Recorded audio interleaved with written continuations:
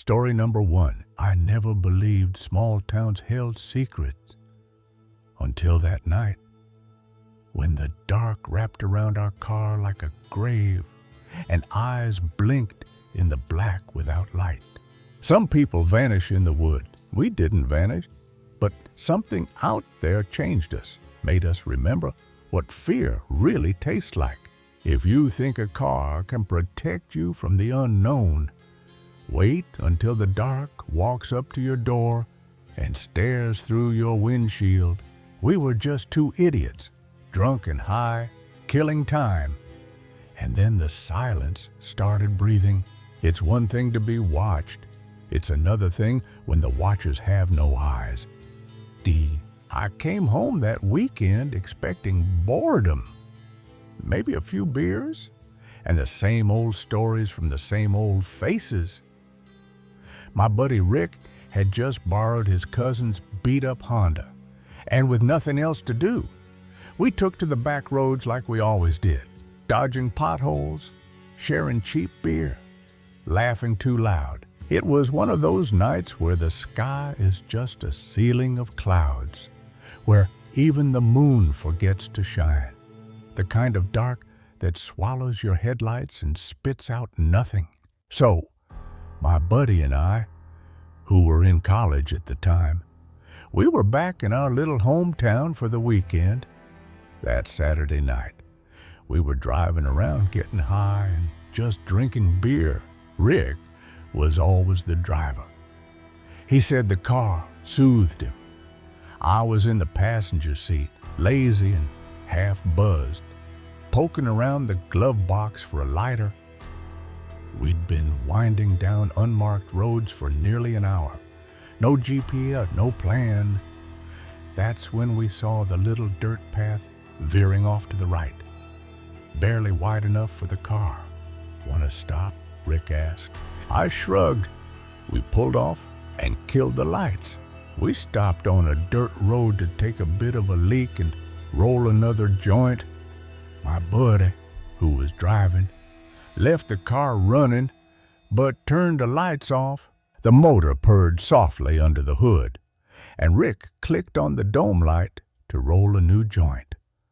Outside the car, there was only shadow.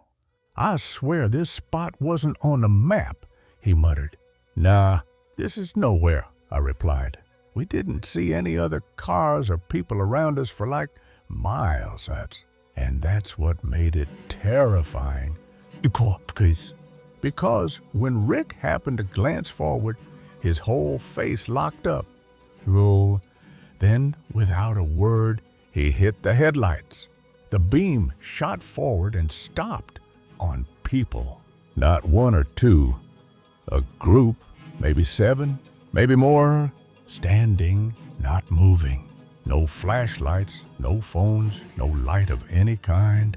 Just their faces and outlines captured in that sudden cone of white. We look out at the car windows and see a whole group of guys around the car. We both yelled some choice words. I yelled Rick's name. My hand fumbled the door like I meant to get out, but some ancient instinct in my bones said no, no, no. Rick didn't speak. He just slammed the car into gear, and we skidded off the dirt path so fast the tires spit gravel. We didn't stop for miles. But even as the town lights grew close, one thought looped in my head. How did they get there? They were probably people that we knew from town. I even thought that I recognized one of them, but I couldn't place a single name. Their faces didn't smile, didn't blink. No lights, no movement, just waiting. We never told anyone the full story. Rick said we were probably too high. Maybe we imagined it. But 2 days later, I passed by the diner downtown, and there he was. One of the men from the dirt road, sitting alone. No plate, no drink, just watching me. I didn't say a word. I crossed the street and walked straight past. That night I dreamed of the group again, but this time they weren't outside the car. They were inside, and I couldn't see their eyes because they didn't have any. Now, 15 years later, I still can't go down dirt roads. I still keep my car lights on, always. I looked them up once. Missing persons, strange reports, cult sightings, nothing. But I found a newspaper clipping about a group of kids who disappeared from that area back in the 70s. They were walking to a bonfire. Never made it. No bodies, was no answers. Just one eyewitness who said they vanished in the dark, like it opened up and swallowed them. Nah, Bonda. Sometimes I think those guys around our car weren't people anymore. They were echoes, and we almost joined them. Story number 2. There are things that watch us in silence, not from the dark, but from where we least expect them. A patch of light, a curtain, a second-floor window. I never believed in ghosts, not even a little, until one stared at me without a face. It didn't knock. It didn't creak the stairs.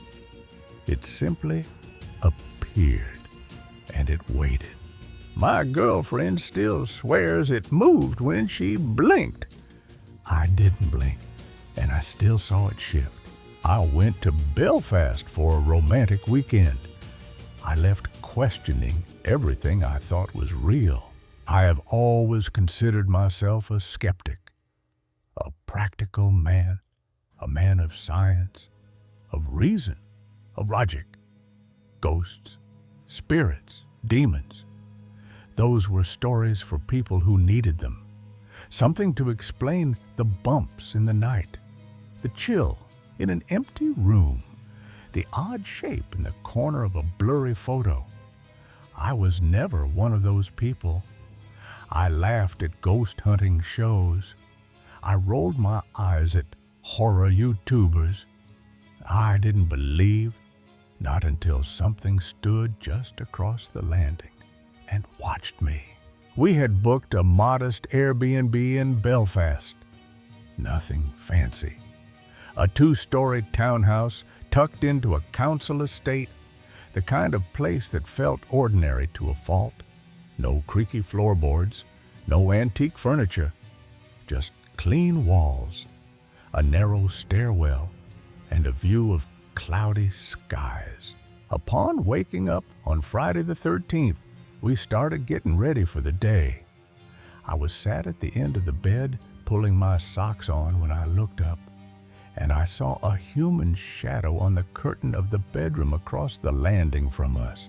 And at first, I thought I was imagining it. Maybe some strange refraction of light, a shape caught by coincidence. But it didn't move when I shifted. It stayed still, vaguely human, like someone standing perfectly still behind the curtain. Only there was no one in that room. Seeing that she was unsettled, I marched into the second bedroom and pulled back the curtain to see what was casting the shadow, thinking that it was going to be something silly, but there was nothing there. And yet, when I pulled the curtain back into place, the shadow was still there. I checked the hallway. I moved my arms, my body. I stood at different angles. My shadow didn't reach the curtain, not even close. That was when a creeping cold settled over me. Not a breeze, a sensation, a weight. I felt like something was still there, watching.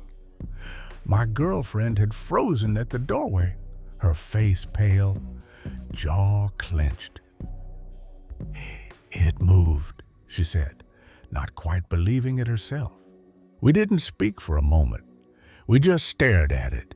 The shape, unmoving, faceless, pressed against the fabric like it had always been there. A blur of shoulders, a void where a face might be. I stepped forward again and waved my hand directly in front of the curtain. The shadow didn't budge. My girlfriend whispered, "Close the door." I nodded slowly. We shut the bedroom door and tried to keep getting ready. But our eyes kept drifting back to the hallway, the crack under the door, the silence that pressed in on us like cotton in our ears. I went back once more, maybe to prove I wasn't crazy. But this time the shape had shifted to the left. After that, we threw the rest of our clothes on, and when we looked again, it was completely gone. Gone, just like that. No sound, no movement, no explanation. We left the house for the day and didn't return until well after dark, trying to laugh it off, to forget. But I didn't forget. That night, we shut the bedroom door before bed. We hadn't the night before. My girlfriend insisted it wouldn't come back if it couldn't see us. I wasn't so sure. The house was quiet. Belfast was cold and rainy outside, but I didn't sleep much. I stared at that door for hours, waiting for the handle to twitch or a shadow to slip under the crack. But nothing happened. But I still didn't feel alone. The morning came slowly. The air felt lighter. We packed up to leave, and I told the host what we saw, just in case. They smiled politely. No recognition, no concern. Just an awkward nod and a change of subject. Maybe they didn't want to know. Maybe they already did. Personally, I struggled with finding an explanation for it, but there's just really nothing logical about it. Back at home, I started digging. Shadow people, my search read. Pages upon pages of encounters eerily similar to ours. Figures at the foot of the bed. Shapes behind curtains. Presence without form. I had always thought it was sleep paralysis, hallucinations, tricks of the mind. But we were awake. We were both there. We both saw it. Boy, I don't know what we encountered in that Airbnb. I don't know if it was ever alive, or if it needed us to see it to exist. But it did exist, for at least 5 minutes. Long enough to imprint itself in our memories.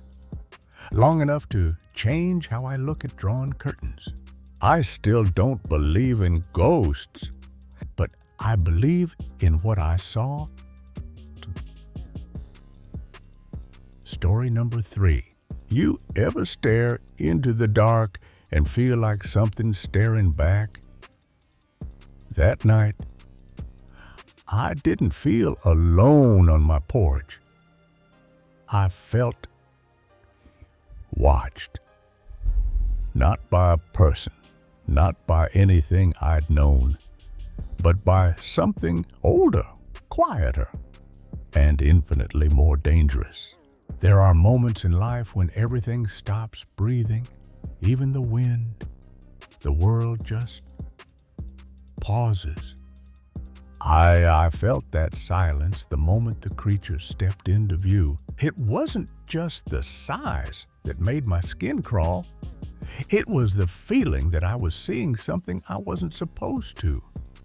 Like catching a glimpse through a rip in reality. They say your instincts kick in when you're in danger. Mine did.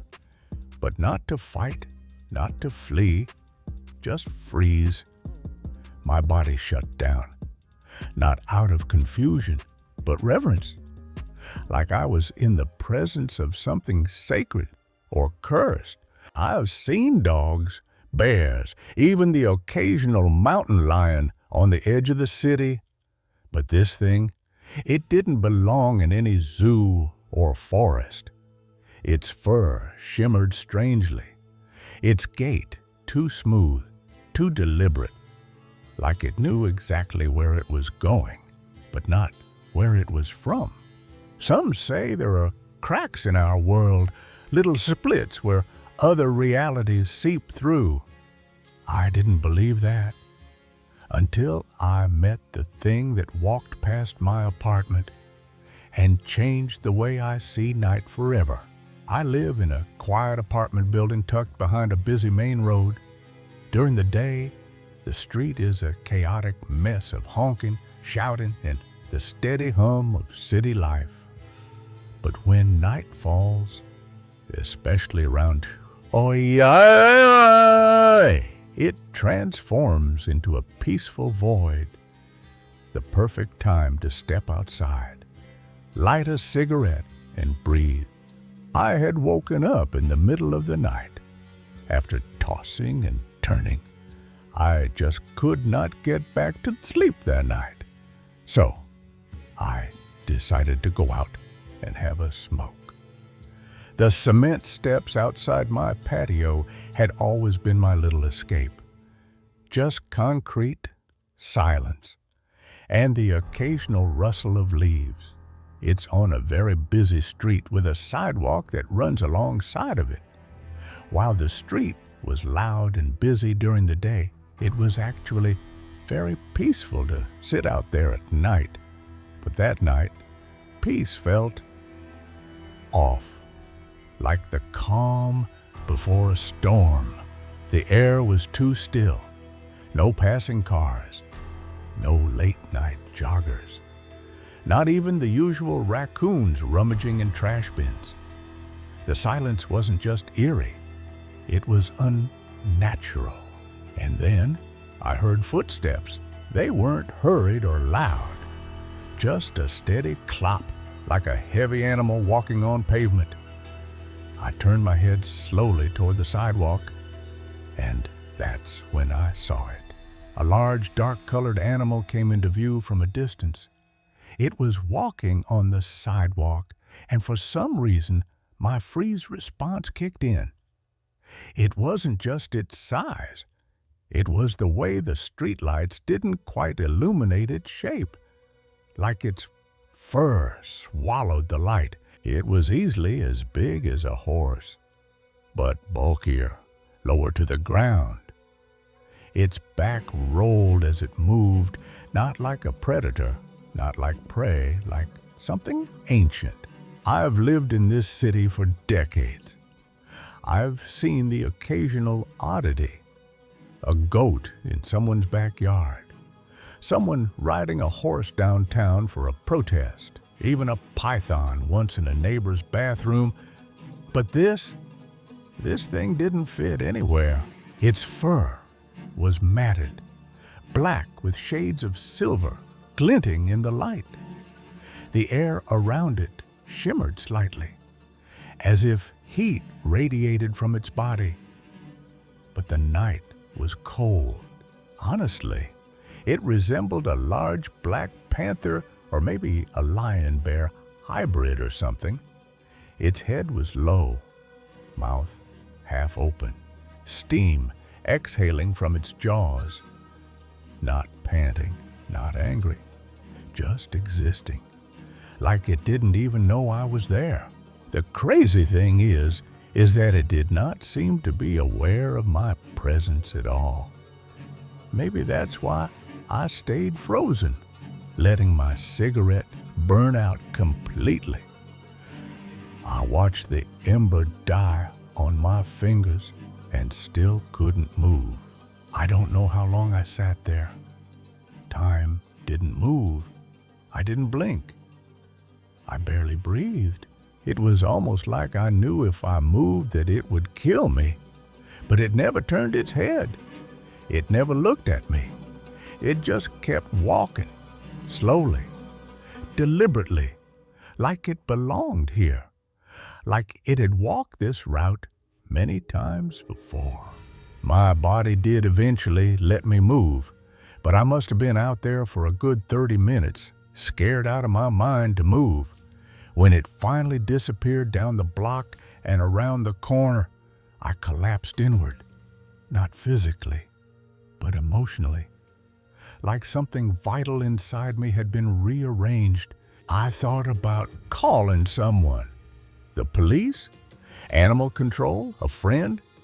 But how do you explain that kind of encounter without sounding insane? So I sat there for hours, wondering if I dreamed it, hoping I had.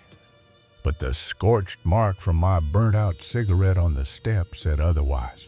In the weeks that followed, I scoured forums, paranormal blogs, cryptid sightings, but nothing matched. People talked about shadow people, skinwalkers, but none of them fit.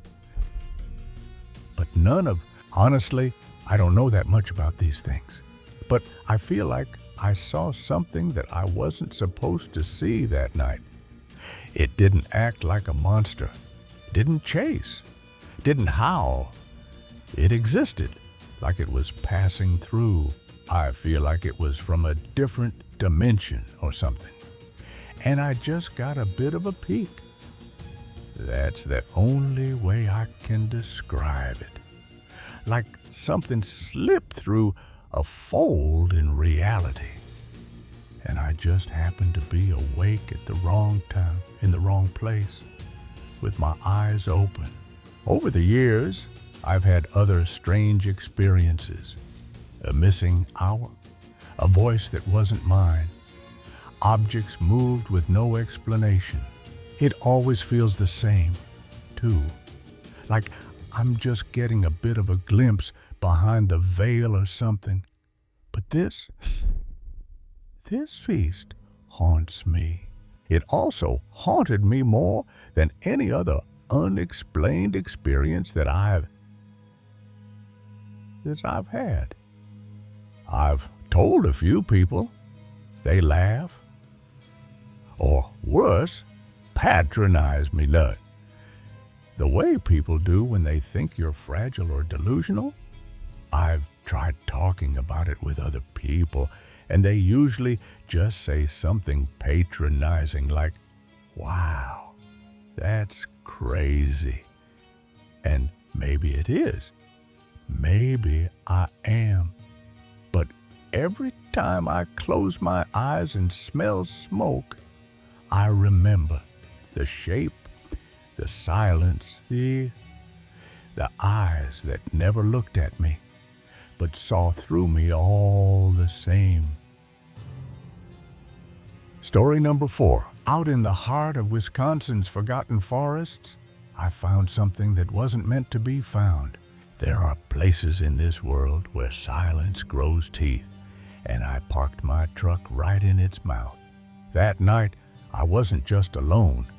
I was being watched. Oscarhust. My dog felt it before I did.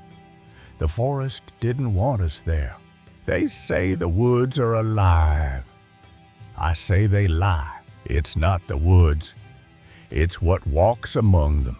I moved to Wisconsin not long ago, looking for space, solitude, and the kind of silence you only get far from towns and people.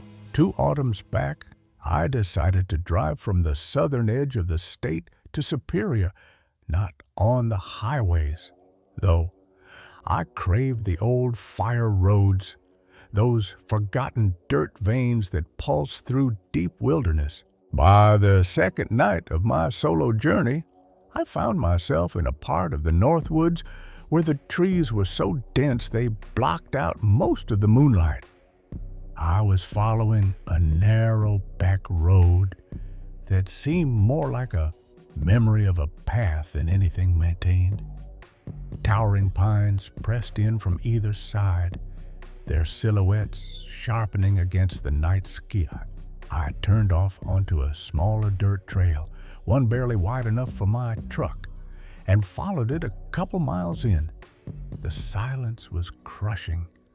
Not even insects dared make noise. At some point, I found what looked like an abandoned hunting path veering slightly into the woods. I turned off the main dirt trail and drove into the trees for maybe 100 feet. From the road, I was completely concealed. I stepped out to check the area, flashlight in hand, but the beam felt swallowed by the darkness. Still, I convinced myself it was fine. The place had that eerie, untouched quality that I both admired and feared. I parked, locked up, and settled in for the night. About an hour into a movie, I heard a sound that sounded like a woman screaming, and my dog heard it, too. I sat bolt upright, the glow of my phone suddenly feeling dangerous in that vast dark. My dog growled low. He's a calm one, hardly ever reacts to anything. But now he was alert, ears up, staring toward the tree line behind us. I reached for my pistol, flicked on every exterior light on the truck, and opened the door slowly. The air was colder than it had any right to be. The scream hadn't come again, but its echo still rattled in my head. No one knew I was out there. No one. I scanned the trees. Nothing. No sound. Just a looming quiet so thick it seemed to press against the truck itself. Eventually, I climbed back inside and tried to rationalize, maybe a bobcat, maybe an owl. My brain searched desperately for wildlife explanations. Still, my heart didn't buy it. An hour passed. I started to drift, nerves dulled by exhaustion, when suddenly I felt the truck shift. Not wind, not settling. A push. I felt my truck move as if someone had pushed on it again. My dog woke up too, so I knew that it wasn't my imagination. My dog growled low again. His body tensed here, hands fixed on the back window. I didn't move. Didn't even breathe too loud. Just lay there, frozen, listening for footsteps, for anything, but there was nothing, not even the wind. Time crawled. Eventually, we both dozed again. Then, sometime past midnight, I was yanked awake by the sound of a deep, vibrating growl from my dog. Not fear, pure aggression. Something was out there, and it was close. I didn't wait. I put on my boots and hopped in the driver's seat, and I just got out of there, darted across the road just ahead of my headlights. It was tall, too tall, and impossibly thin. The legs moved like stilts, made of bone and leather. It didn't run, not in the human sense. It glided, disappearing into the dark as if it never touched the ground. I'm not sure if it was my imagination or what, but I swear that I saw a tall, skinny thing running off the road as I came around the corner. It didn't make a sound, just vanished. Then the rain came, hard, like the sky wanted to drown the memory of what I'd just seen. I kept driving, never turned back. Every shadow seemed deeper than the last. Every bend of the road felt like it might reveal another horror. Eventually, after nearly an hour of white-knuckled steering, I found the warm, fluorescent glow of a gas station. I parked under the lights and stayed there, engine running. I didn't sleep. I couldn't. It's been 2 years since that night. I've gone camping since then. I've taken trips deeper into other woods, but I've never returned to that stretch of forest in the north. And here's the thing, I'm not some city slicker who jumps at shadows. I grew up in rough places.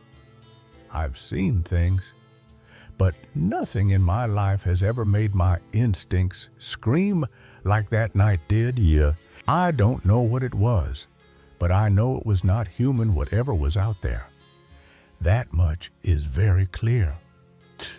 There's something in those woods, something that doesn't care for roads, for boundaries, or for the fact that we think we rule this land. It watches, it waits, and sometimes it screams. I stayed under those buzzing gas station lights until sunrise. Every time a shadow shifted outside the glass, my hand tightened around the grip of my pistol. My dog didn't sleep either. He kept pacing, whining softly, and constantly glancing toward the door. In the dull orange morning light, I finally allowed myself to breathe. But that calm was brittle. Every sound felt like a threat. A semi pulling in for fuel, the clerk flipping on the radio. Even the smell of burnt coffee made my stomach turn. I bought a cheap motel room with stained carpet and a heater that rattled like it was hiding rats. Still, it was 4 walls, and that was enough. I tried to convince myself it was all in my head. Stress, exhaustion, the isolation, maybe it had played tricks on me. Maybe the scream was a fox. Maybe the shape was just wind and trees. But then I remembered something. When I checked the truck that morning, there were 4 long scratches down the side of the rear panel. Not claw marks, too wide, too uneven. More like something with thick, crooked fingers had dragged across the metal. I ran my hand across them.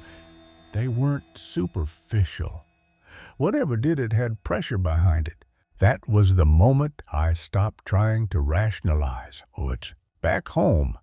I dove into every forum and backwoods hunting site I could find.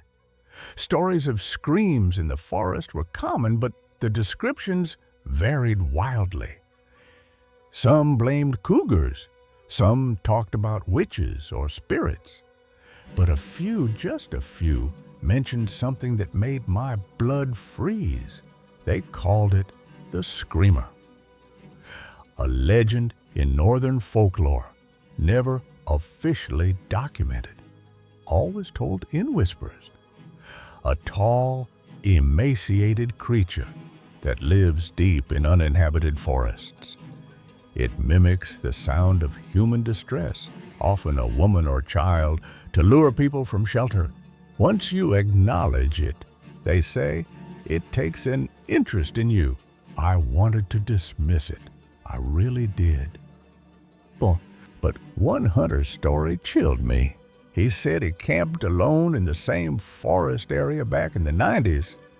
Heard a woman calling for help in the night. Then footsteps just outside his tent. But no shadows, no breathing. The next morning, he found his dog's leash snapped clean, and no trace of the animal. He left that day, never went back. His story was buried on a sub-forum, just like mine would be. 2 months later, a man knocked on my door. He introduced himself as a researcher from a small college upstate. Said he'd heard about my post. He wasn't laughing, wasn't mocking. He asked detailed questions about where I had been, what I'd seen. When I mentioned the scream and the figure on the road, he paused, then asked very calmly, "Did you ever go back into the forest after that?" I told him no. He nodded, then said something I'll never forget. "Good. That's probably why you're still here." Before he left, he handed me a small leather-bound notebook filled with field sketches, crude drawings of long-limbed things with distorted faces. Notes in the margins, eyes glow only when threatened. appears to dislike artificial light. Tracks vanish after 30 feet. Never follow a scream into the trees. I asked him why he showed me this. He said, "You've seen it. You deserve to know it's real." It's been almost 2 years now. I still live in Wisconsin, but far from that forest. I keep my windows locked at night. My dog still won't sleep near doors or windows. Sometimes, when it rains, I catch him staring out into the yard, ears up, body rigid. Last fall, while organizing tools in my garage, I found a pine branch, fresh, snapped clean, lying on the workbench. I hadn't been near the woods in months. This winter, I saw something even worse. At 3:13 a.m., my dog started growling at the front door. I turned on the outside light. There were footprints in the snow, long, sunken, barefoot impressions leading up to the porch, but none leading away. Story number 3. We set up camp on a barren stretch of land, miles away from civilization, guided only by a screenshot from Google Earth. But something about that place immediately felt wrong. Just before midnight, a low purple glow bled through our canvas walls, unnatural, silent, and hovering like it had purpose. They say your body knows danger before your mind does. That night, my skin prickled, my breath was shortened, and every part of me screamed to leave. There were no footprints but ours. No animals, no signs of life. Just been ravens and something else watching. I didn't believe in legends, but years later, I discovered we had camped just a few miles from the Skinwalker Ranch. That's when everything started to make sense. We went looking for silence, but what we found was the kind of silence that looks back at you. My wife and I were somewhere deep in the Canadian wilderness, near Hope, British Columbia. It was wildfire season, so we packed light, propane for a fire, a small tent, and enough courage to last us one night under the stars. The forest around us felt oppressive, as if no one had disturbed it in decades. There was no sound, no crickets, no wind, no animal cries. Just that kind of blank quiet that presses on your ears until they ring. "It's beautiful here," my wife said, not quite believing it.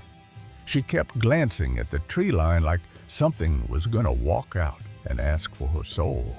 We set up camp in a narrow clearing between two mountain ridges. By the time we finished a modest dinner, the trees were pitch black outlines under a velvet sky. We crawled into the tent and zipped it up, the propane fire sputtering outside. I remember lying there, staring at the nylon ceiling, listening to her breathe.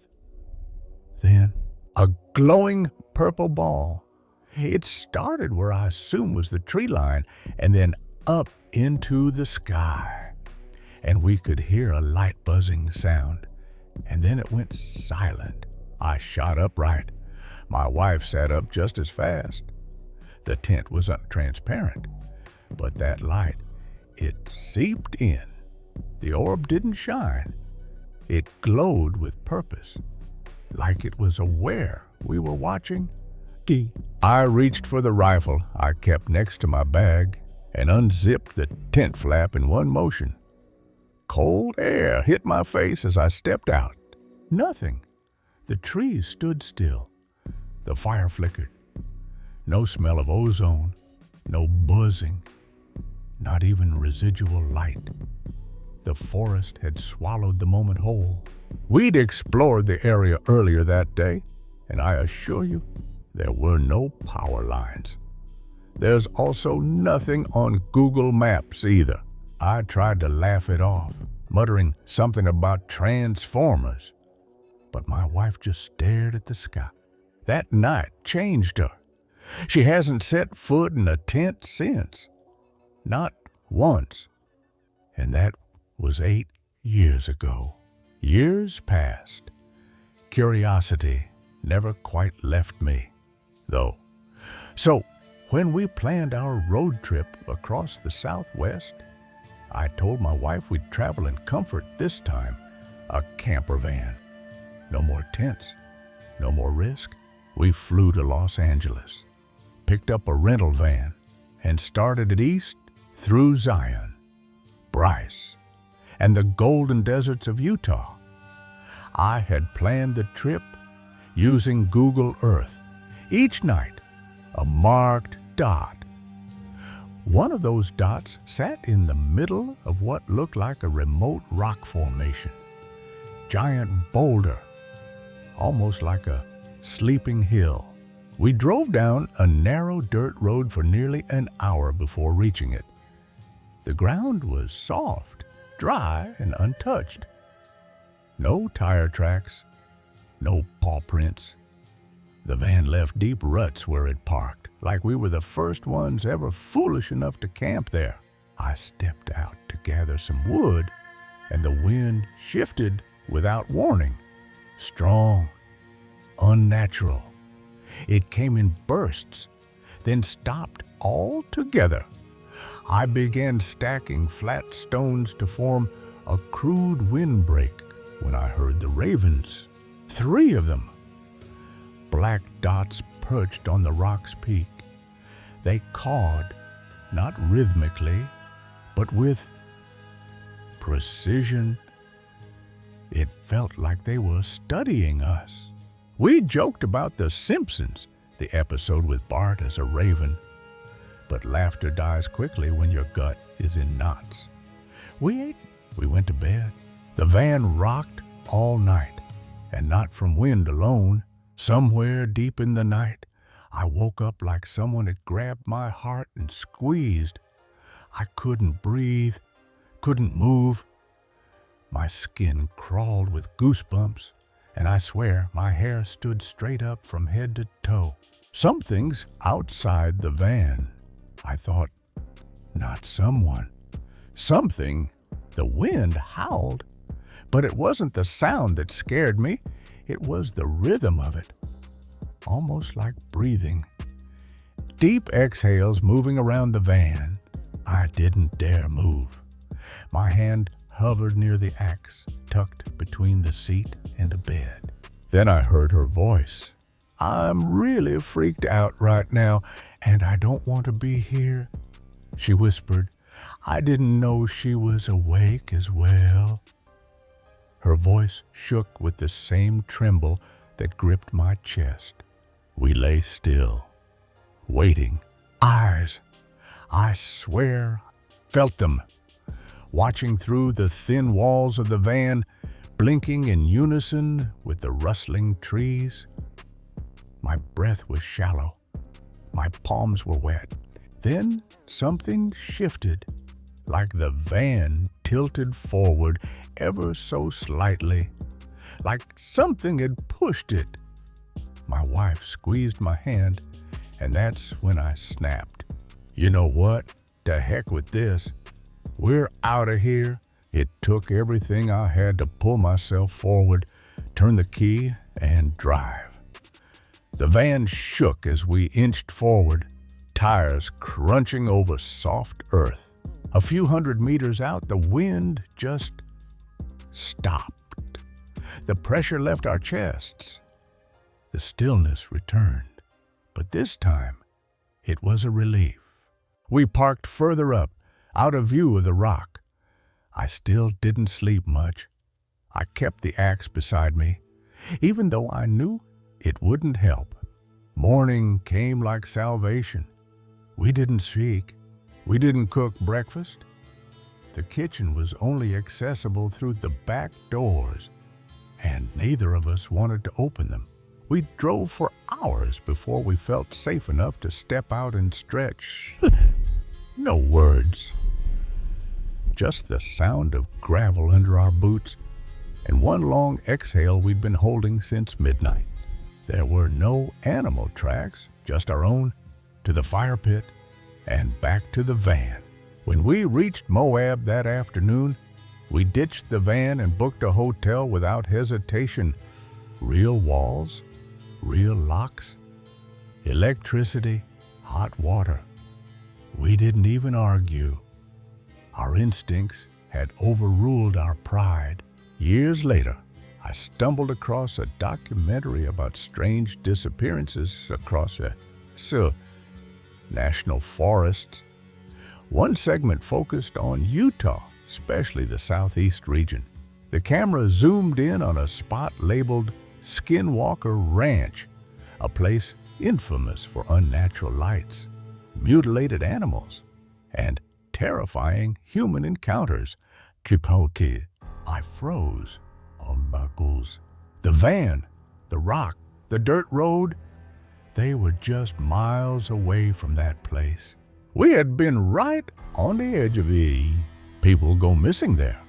Some never return. Others come back broken. Stories of skinwalkers, shapeshifters that haunt the land are told in whispers and old tribal warnings. I had always dismissed folklore until I felt it breathing on the other side of our van door. Story number 6. The quietest places often hide the loudest ghost. It started with a scream, one that shredded the silence like claws on glass. I thought I was alone, but someone or something was begging not to be. Every night at precisely 3:12 a.m., the same piercing cry echoed down the hallway. What terrified me most wasn't the ghost. It was what the ghost wanted me to hear. When I first arrived at college, I was assigned to a dorm hall that had been recently reopened after years of renovation. I didn't think much of it. In fact, being the only occupant on my floor felt like a luxury. No roommates, no noise, no distractions. Just me, my books, and the creaky radiator that kept hissing like it held secrets of its own. But on the third night, I started hearing it. Not footsteps, not voices. We often heard him screaming, his voice piercing through the walls in the dead of the night. I remember lying still, unsure if it was part of a dream or a sound bleeding through from another building. But then it happened again the next night, and the next. My friends who came over once or twice heard it too. One of them turned pale and asked if there was a psychiatric patient on my floor. At first, we thought that he was just a troubled student, someone who needed help but didn't know how to ask for it in the right way. But none of us ever saw anyone leave or enter the room next to mine. Until I did. It was after midnight. I was heating noodles in the shared kitchen when I saw him for the first time. Tall, slouched, and dressed in blue-striped pajamas. He didn't look at me, just shuffled down the hall and disappeared into room 2 cool. The door creaked shut, and then everything went silent. He was a tall black guy, always dressed in pajamas. Something about the way he moved felt slow, heavy, not tired, but burdened. Like walking was a struggle between 2 dimensions.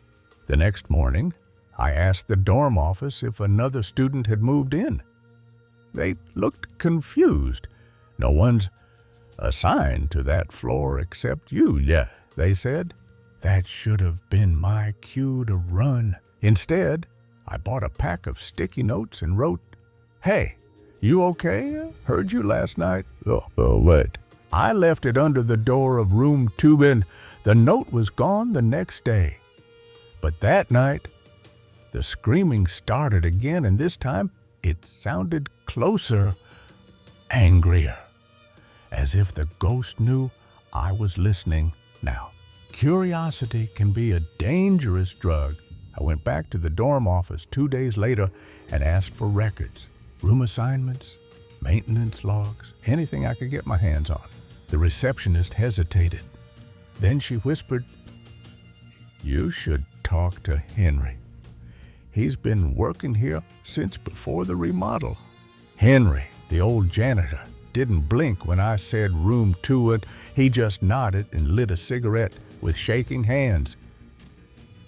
"That room belonged to Jamal," he said.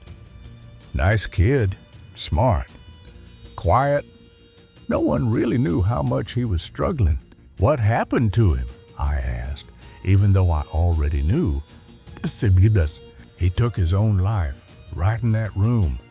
Weeks of complaints about screaming, crying, and nobody listened. Everyone thought he was just being dramatic." My stomach turned. Now, it seemed as if his spirit was trapped in the hall forever, screaming that same desperate plea for help that had gone unanswered in life. That night, I placed my ear against the wall between our rooms. I didn't hear a scream this time. I heard sobbing as I kept digging. The story deepened.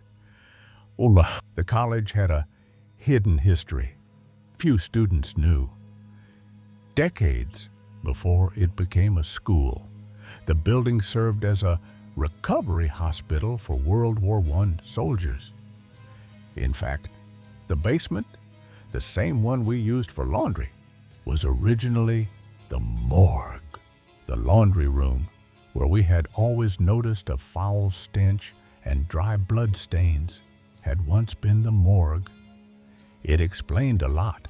Rotten smells, blood that never scrubbed off, cold air where there should be none. One time, I saw handprints on the inside of the laundry chute, like someone was trying to crawl back out. I wasn't just haunted by room 2 anymore. The whole building seemed to exhale grief.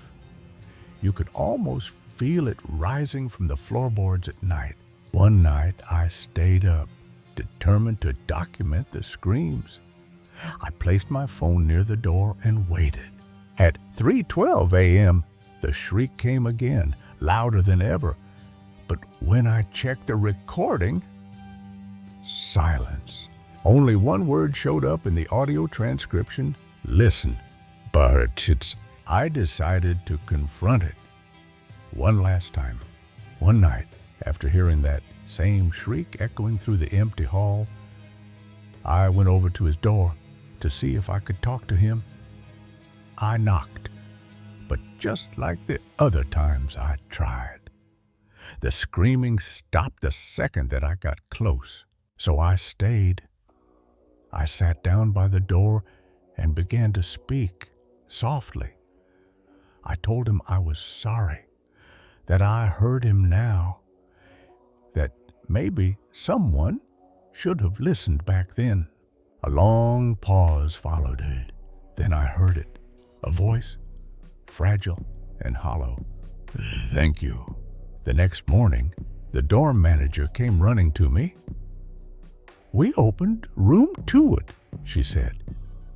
It was empty, except for a dusty pair of blue striped pajamas folded on the bed. The screaming eventually stopped, but I'll never forget the nights that I lay in bed listening to the ghost in room 2 and crying out for help like that. Because it wasn't just a ghost story in the end, it was a reminder how easily cries for help can be missed. And in that old haunted building, his was a voice that just wouldn't let anyone forget. Story number 7. I once talked to my aunt for 20 minutes. only to find out she was in another room the whole time. My cousin begged me not to look into the window because I was already there, fixing the curtains. In our blood runs a curse. Each generation sees what others can't. Spirits, shadows, doppelgangers. My aunt once screamed so loud it shook the house because something taller than any man was watching her through a 2-meter-high window. In our family, mirrors don't reflect truth, and sometimes neither do people. I grew up in the kind of family where ghost stories weren't tales whispered around a campfire. They were Tuesday. My grandmother's house, an old 2-story structure shaded by a banyan tree, had witnessed more uninvited guests than a haunted hotel. And in our blood, as strange as it sounds, runs a lineage of people who can see what others deny exists. Some call it a third eye, others call it a curse. Almost every generation, there would be someone born with the ability to see ghosts, like my sister, who had a stronger third eye from what I've heard. One afternoon, my cousin Elle was lounging in the living room of my grandparents' house. The rest of us had gone out for errands, or so she thought. She swore she spent at least 10 to 20 minutes talking with one of our aunts. It was Aunt Jay, seated calmly across from her, nodding occasionally, never interrupting, but definitely listening. Elle said it was a bit odd. Aunt Jay didn't say a word, but sometimes people just listen, right? That's until Elle got thirsty and headed to the kitchen. There, she stopped cold. Aunt Jay was already there, holding a dish towel, humming. Frozen. Elle asked, "If you're here, then who was I just talking to?" They stared at each other, horror dawning, when they heard a third voice call from the living room. "Don't lie," it said in Aunt Jay's voice. That was when they bolted through the back door, around the house, barefoot, into gravel. There was no logic in their panic, only instinct. They didn't dare re-enter. And when they circled to the front of the house, Elle made another chilling discovery. She pointed to the upstairs window and said to RJ, who stood right beside her, "You're up there." RJ froze. Elle described her doppelganger in the windows of one of the bedrooms, fixing the curtains, looking exactly like her, not doing anything so threatening, just existing. That made it worse. That wasn't the first time our family saw what shouldn't be. When Aunt Jay was still a little girl, she shared a room with her sisters. Their bed faced a large window that overlooked the old banyan tree. One night, something stirred her awake. She blinked, rubbed her eyes, and froze in silent terror. Standing outside the window, face pressed close to the glass, was a man. Only he wasn't a man. She saw a man with skin as black as coal, with blood-red eyes looking at her through a window. She screamed loud enough to wake the entire house. Her sisters stirred and looked, and saw it too. They screamed together. My grandfather and great-uncle stormed out with machetes, ready to confront some sick intruder. But once outside, they stood dumbstruck.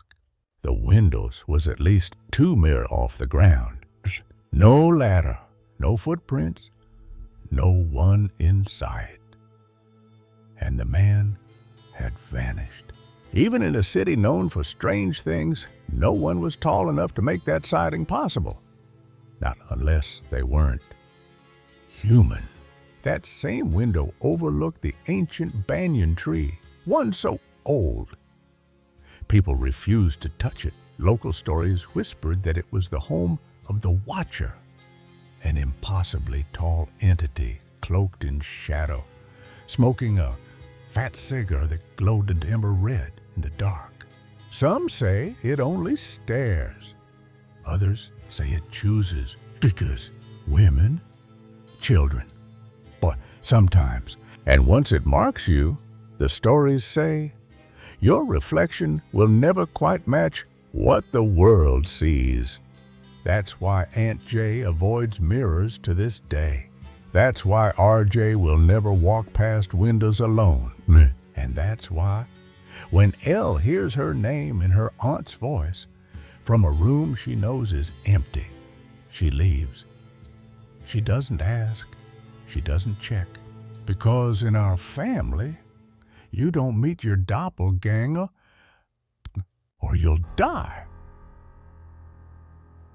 Story number 8. She stood, drenched in the downpour, thumb extended, eyes like shadows under the streetlight. I almost didn't stop. Almost. My gut whispered something was off. But when you're 17, gut feelings are easy to ignore. The windshield wipers thudded rhythmically as she climbed into my car. She was silent, unnervingly so. I offered her music, maybe conversation. She nodded faintly, lips pressed shut. There was no smile, not even a thank you. The rain blurred the road ahead. What I didn't realize then was that danger had already taken the passenger seat.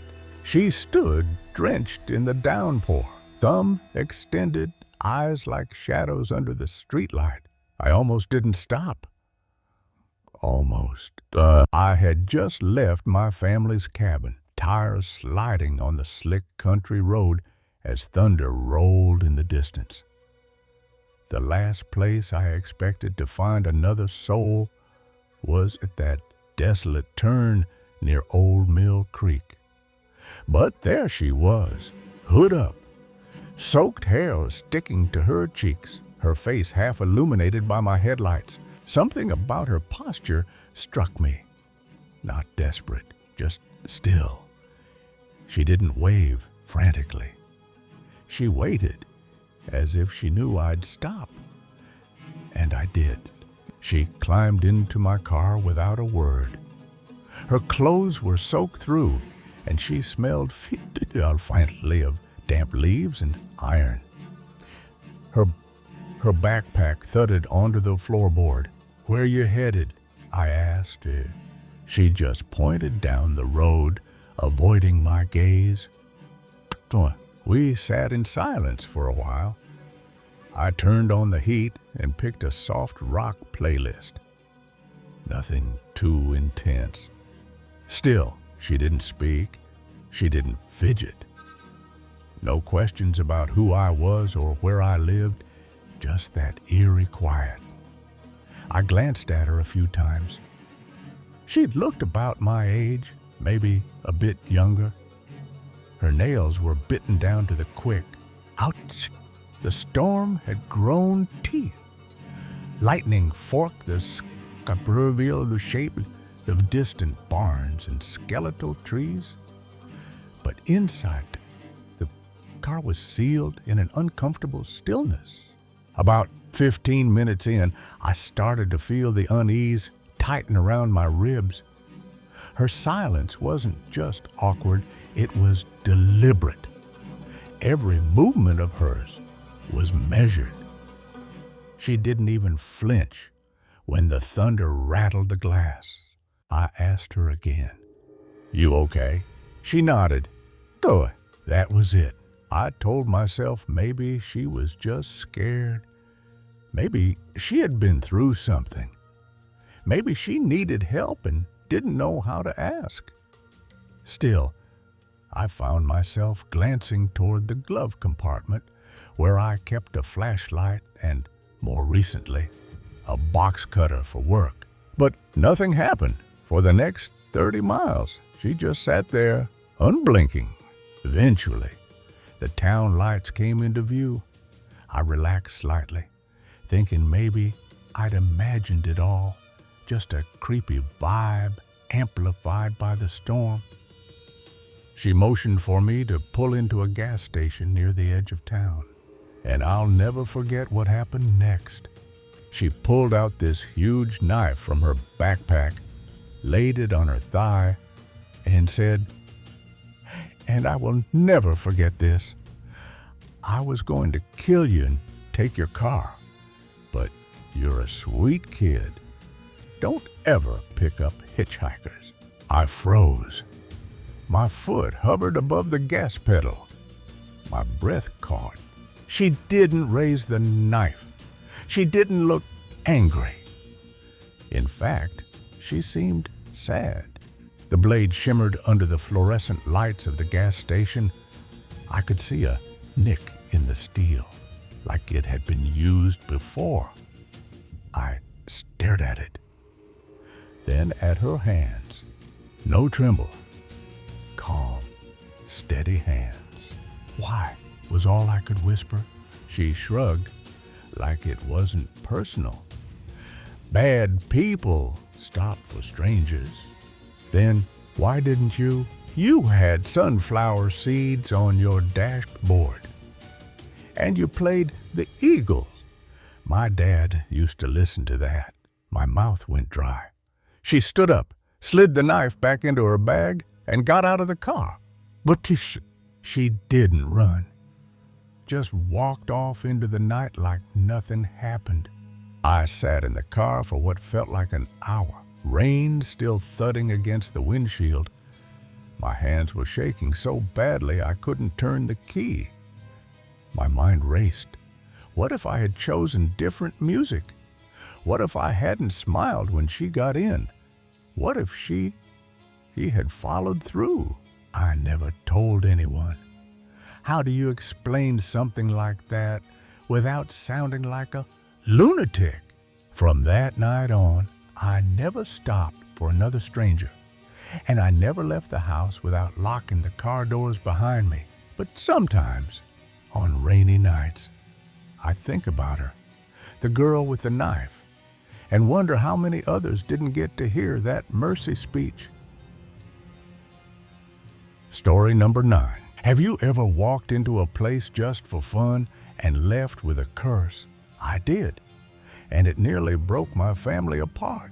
He wore white, not the holy kind of white, but the kind that stains when it touches darkness. And my sister, she never walked out the same. We had thought it was harmless, just a local psychic, a few laughs, maybe a fake prophecy. But what he wanted was her hand in marriage. I didn't believe in curses until padlocked photographs started arriving at our doorstep, and he somehow knew where we were, even in another country. The worst part? The police said there was nothing they could do, and he just vanished, like he was never real.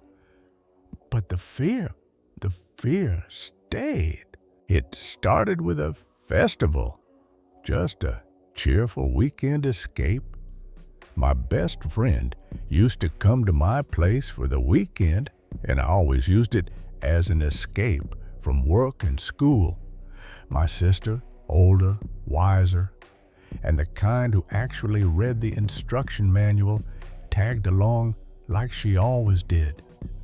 She wasn't the gaming type, but she made damn good noodles and laughed at our dumb jokes. That day, the town was alive. Music, color, roasted corn filling the air with smoky sweetness. We danced around booths and cheap fair games until the excitement dulled. We were ready to head home when I noticed something strange by the church. A worn-down house, pale and crumbling, sat hunched in the shadows. And outside, shoes, rows of them, hundreds, as if the house was swallowing people whole. Near the church, I saw a house that looked kind of poor, but there was a lot of shoes there, as if the house was full. My friend nudged me. That's the psychic place. He heals people. They say he charges a lot, though. I raised an eyebrow. You mean like chakra crystals and incense? He shrugged. He cured my aunt's arthritis. Or scared her into thinking he did. I laughed. I wasn't a believer, but I was bored. So we walked up. The house was quiet. Not just lacking sound, quiet, like a coffin buried too deep. The moment we stepped in, the air changed, cold, damp.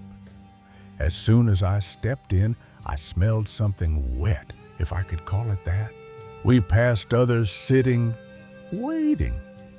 The kind of crowd that didn't speak, just watched the walls like they were about to split open. To the right, his room. In the middle of the room sat a man wearing a white suit. He didn't smile, didn't introduce himself, just pointed to the cushions like a bored doctor. We sat. He glanced at each of us, but his eyes paused on my sister, like a wolf watching a lamb step too close. It began harmless, light questions. What's your name? What do you fear? My sister answered politely, until he told her to close her eyes, and then her body shifted. It seemed to me that at one point she sort of fell into a trance. Her head tilted, her breathing changed, then tears. She started to cry and laugh, and she's doing it all as he says for her to do things. I watched her, unsettled. The scientific part of my brain itched to explain it. The guy who only believes in science, explained it as sort of hypnosis, I guess. But when he leaned in and whispered, "She's cursed," my blood went cold. Then he said the only way to lift it was marriage. To me, he said, like it was a divine decree. I stood up so fast I knocked the stool over. I immediately said that was enough for me. It's time to go, and that he was a drug addict and a lunatic. We left, but something left with us. For weeks after, my sister barely spoke. She kept checking the mirrors, covering them at night. We planned a trip just to get away. Another country, clean air, clear heads. My parents, sister, and I loaded into the car, music playing. We passed the border. The phone rang. As soon as we entered another country, the phone rang at the same moment. It was him. His voice was casual. Running away from me? I felt bile rise in my throat. How do you have this number? I always have what I need, he replied. To my shock, it was this guy. He began asking me why we were going to another country, if we were running away from him. I hung up. Then came the photos. Plain envelopes, no return address. Inside printed pictures of my sister, her face smiling, mid-laughter. But each photo was pierced through by a real padlock. Not drawn, not digital, actual metal, clamped through her face. There were dozens of pictures, and on each of them was a real padlock that pierced the picture and was attached to it. We tried to stay calm, but my sister started waking up with scratches.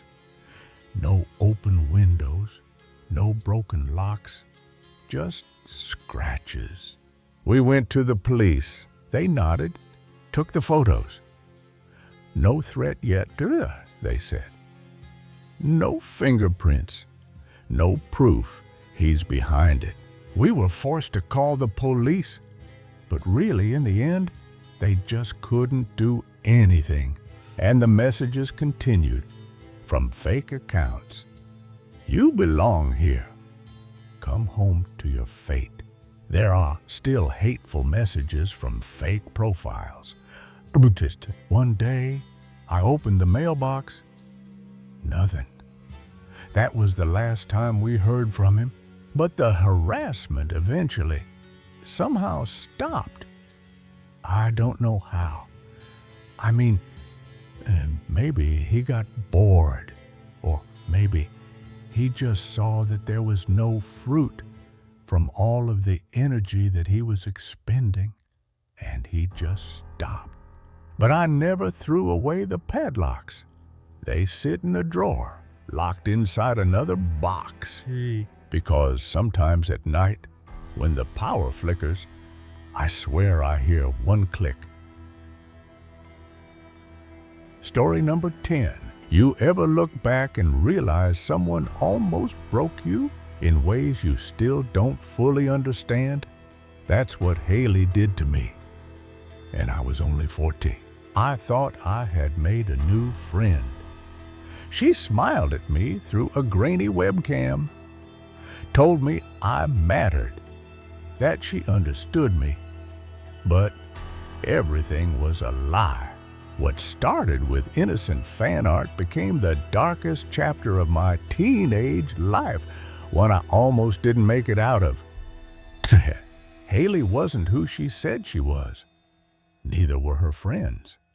And I learned too late that trust online can be a weapon. This isn't just a cautionary tale. This is the story of how I got trapped, broken down, and finally clawed my way out. When you're a lonely, overweight 8th grader living in a town where everyone worships Friday night lights, your days blur into gray. People didn't just ignore me. They made a sport out of humiliating me. I was an isolated, bullied, and depressed 8th grader with the added state of being a plus-sized kid in a sports-centric town. At school, I moved like a ghost between classes. Teachers didn't notice, peers didn't care, and my old friends were shuffled into different classes, as if fate had intentionally distanced me from everyone who mattered. That's when I found Google+. It was the only social media platform not blocked by school filters. My little hideaway. I didn't use it to post selfies or pretend to be someone else. I used it to bury myself in fan art and obscure fantasy fandoms, worlds where people like me were heroes, not the punchline. One afternoon, in the computer lab, I left a comment under a piece of art featuring my favorite character. To my surprise, the artist responded almost immediately. Her username was Pastel Haley. The two of us spent the next 10 minutes of my class just sort of talking to each other in the comment section. We clicked instantly. Same fandoms, same humor, same awkward typing style. It felt like stumbling upon a secret twin in the vast digital void. After I had to change classes, I logged back in on one of the Chromebooks that we had stored in the back of the class and saw that she had actually messaged me. Her name was Haley. At least she told me that was her name. We shifted quickly from public comments to DMs. She told me she was 16. She just needed someone to talk to, someone who understood her, just like I did. And I fell for it. We texted late into the night. I'd lie in bed beneath the covers, staring at my phone until my eyes burned. Haley became the first person I wanted to talk to in the morning, and the last one I messaged before falling asleep. We even exchanged a couple of silly pictures of ourselves and memes back and forth a lot. A week after we met, she suggested moving our chats to a private chat room on a site I'd never heard of. It looked sketchy, but she said it was just easier to talk there. I didn't question it. I didn't question anything. Soon, our conversations weren't just messages. She wanted to call. I hesitated. My voice still cracked unpredictably, and I hated the way it sounded. But Haley was persistent. She told me that it was only going to make holding a conversation better with me. And eventually, after she asked me multiple times, I gave in. Then came the video calls. When her webcam flickered on, I saw a girl who looked just like me in age. Soft features, shy smile. Haley turned on her camera, and she did look in the same age range as I did. I don't know why, but that fact still haunts me more than anything else, really. Something in her eyes unsettled me even then, but I mistook it for my own nervousness. We talked about everything, TV shows, school, annoying teachers, but her favorite topic was her loneliness. That's what we bonded over. We talked almost every day and stayed up late, talking nearly all night sometimes. About 6 months in, Haley asked if I wanted to meet her friends. I hesitated. I barely had her figured out. How was I supposed to handle more?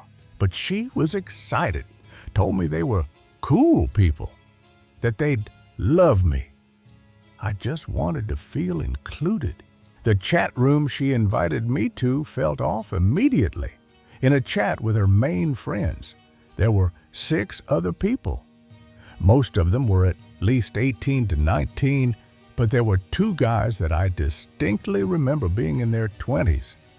They talked over each other, cursed constantly, and shared things I instinctively knew weren't meant for someone my age. Whenever I asked where they were from or how they knew each other, they dodged the question. But Haley was different when she was with them.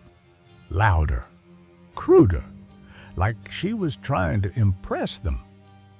They could say something super problematic, but she would be laughing right along with them. It was like watching someone wear a costume over another costume. We still talked a bunch, but slowly, she was talking to her other friends more than she was with me. I told myself it was fine. People had lives, but the more she pulled away, the more desperate I became to pull her back. Then one night, after she ignored 5 of my messages, I called her out. That triggered an explosion. She just went ballistic on me too, saying that I was being selfish and that I didn't want her to talk to her other friends because I was jealous. She hung up, then silence. No messages, no calls, not for days, not for weeks. Haley then ghosted me for almost a month, leaving me worried and upset over what had happened. When she finally messaged again, I was crying before I could even read her words. I blamed myself. I apologized. That's when she told me she had depression. Said she'd been in a dark place, that it wasn't my fault. I believed her. I had to. She began sharing more about her mental health, unfiltered, overwhelming, and constant. This led to her trauma dumping on me nearly every day, talking about her terrible home life and how bad her relationship was with her mom and how much she hated herself. I didn't know how to handle it, but I tried. I became her therapist, her comfort, her punching bag. Her texts grew longer. Her calls stretched into dawn. If I didn't message her back quickly enough, she'd spam multiple texts back to back faster than I can read them.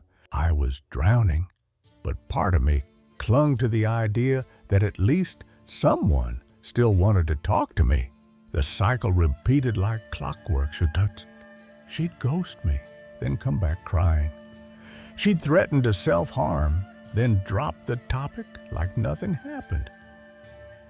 Haley also began calling for long periods of time and messaging me late into the night.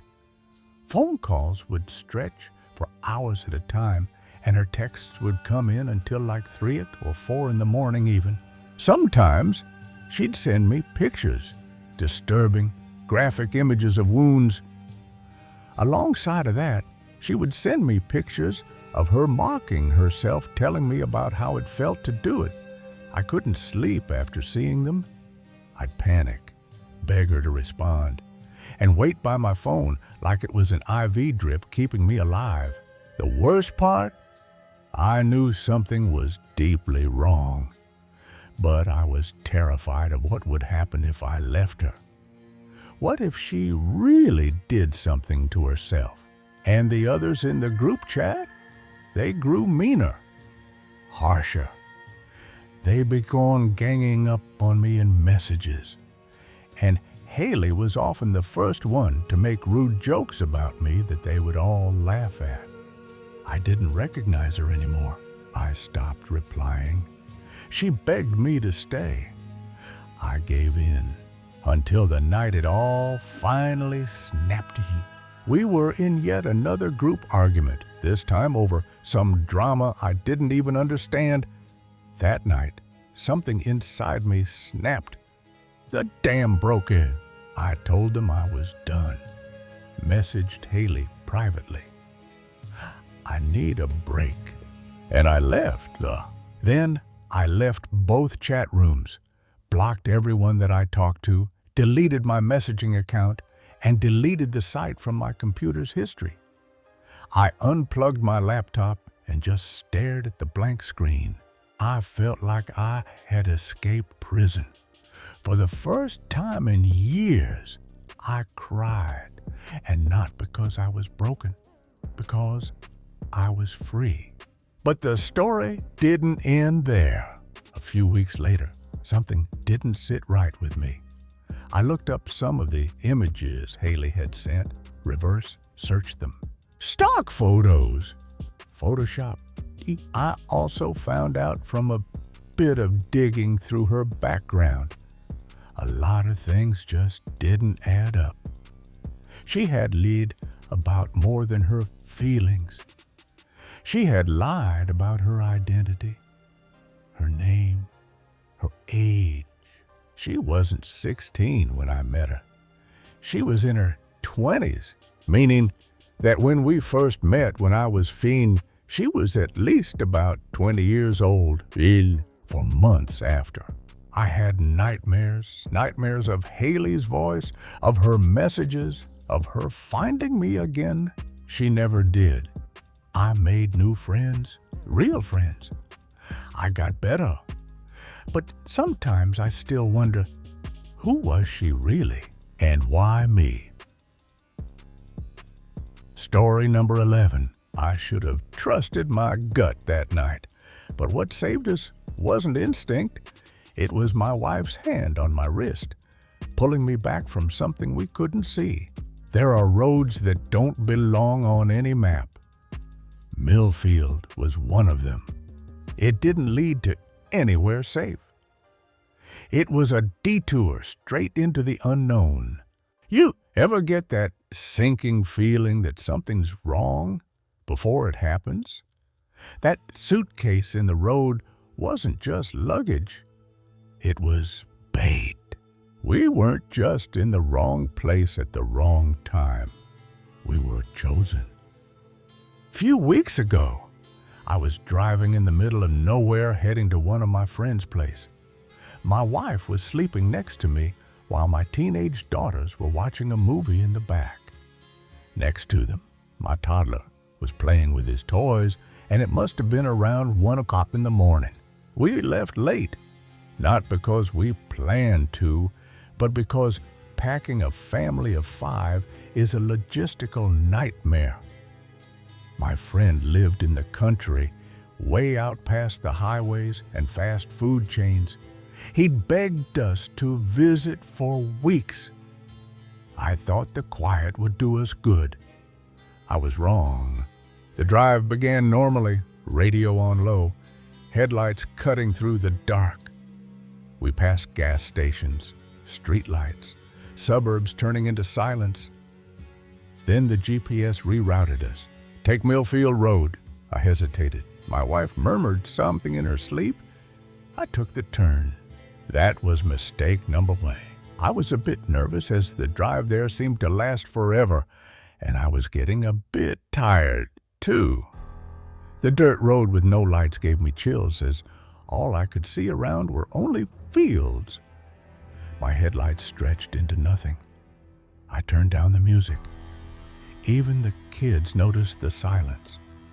No birds, no wind, just cornfields whispering in the dark. Then the road got worse. Potholes the size of dinner plates. No signs, no fences, just endless land. I was steering like a drunk, swerving left and right to protect the tires. That's when I saw it. The road had many holes, and I was trying to avoid them as best as I could. I was very focused on that when I saw in front of the car a luggage bag. It was in the middle of the road on my side, upright, new-looking, way too out of place. I eased the car to a stop. On the other side was a car parked facing us. The car was completely in the dark, as there were no lights inside or outside of it. Just sitting there, diagonally, like it had been parked in a hurry or deliberately. I reached for the door handle, just wanted to move the bag, clear the road. That's what anyone would do, right? I didn't want to drive over the luggage, so my first instinct was to go out and move it. Man, was I lucky though that my wife was with me that day. She grabbed my hand and indicated to me that something just wasn't right. She pointed, barely breathing. I followed her finger to the left. Deep in the tall grass of the field, a phone screen lit up a face. Someone was watching us, not approaching, just waiting. My wife's grip tightened. "Reverse," she whispered. "Now." I obeyed without question. My heart beat like a drum in my throat.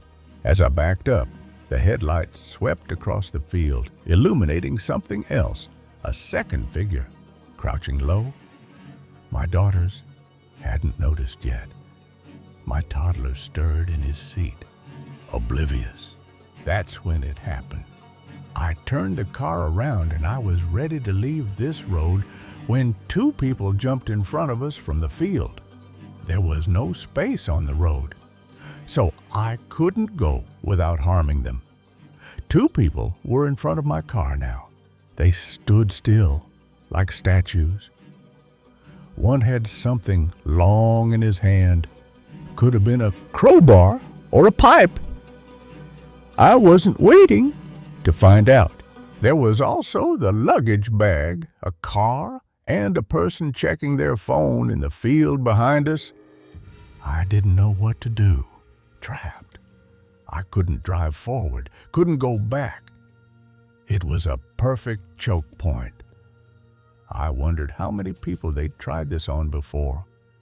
Maybe I was the first with a full family in the car. The man to the right started walking toward the passenger side. I had to decide.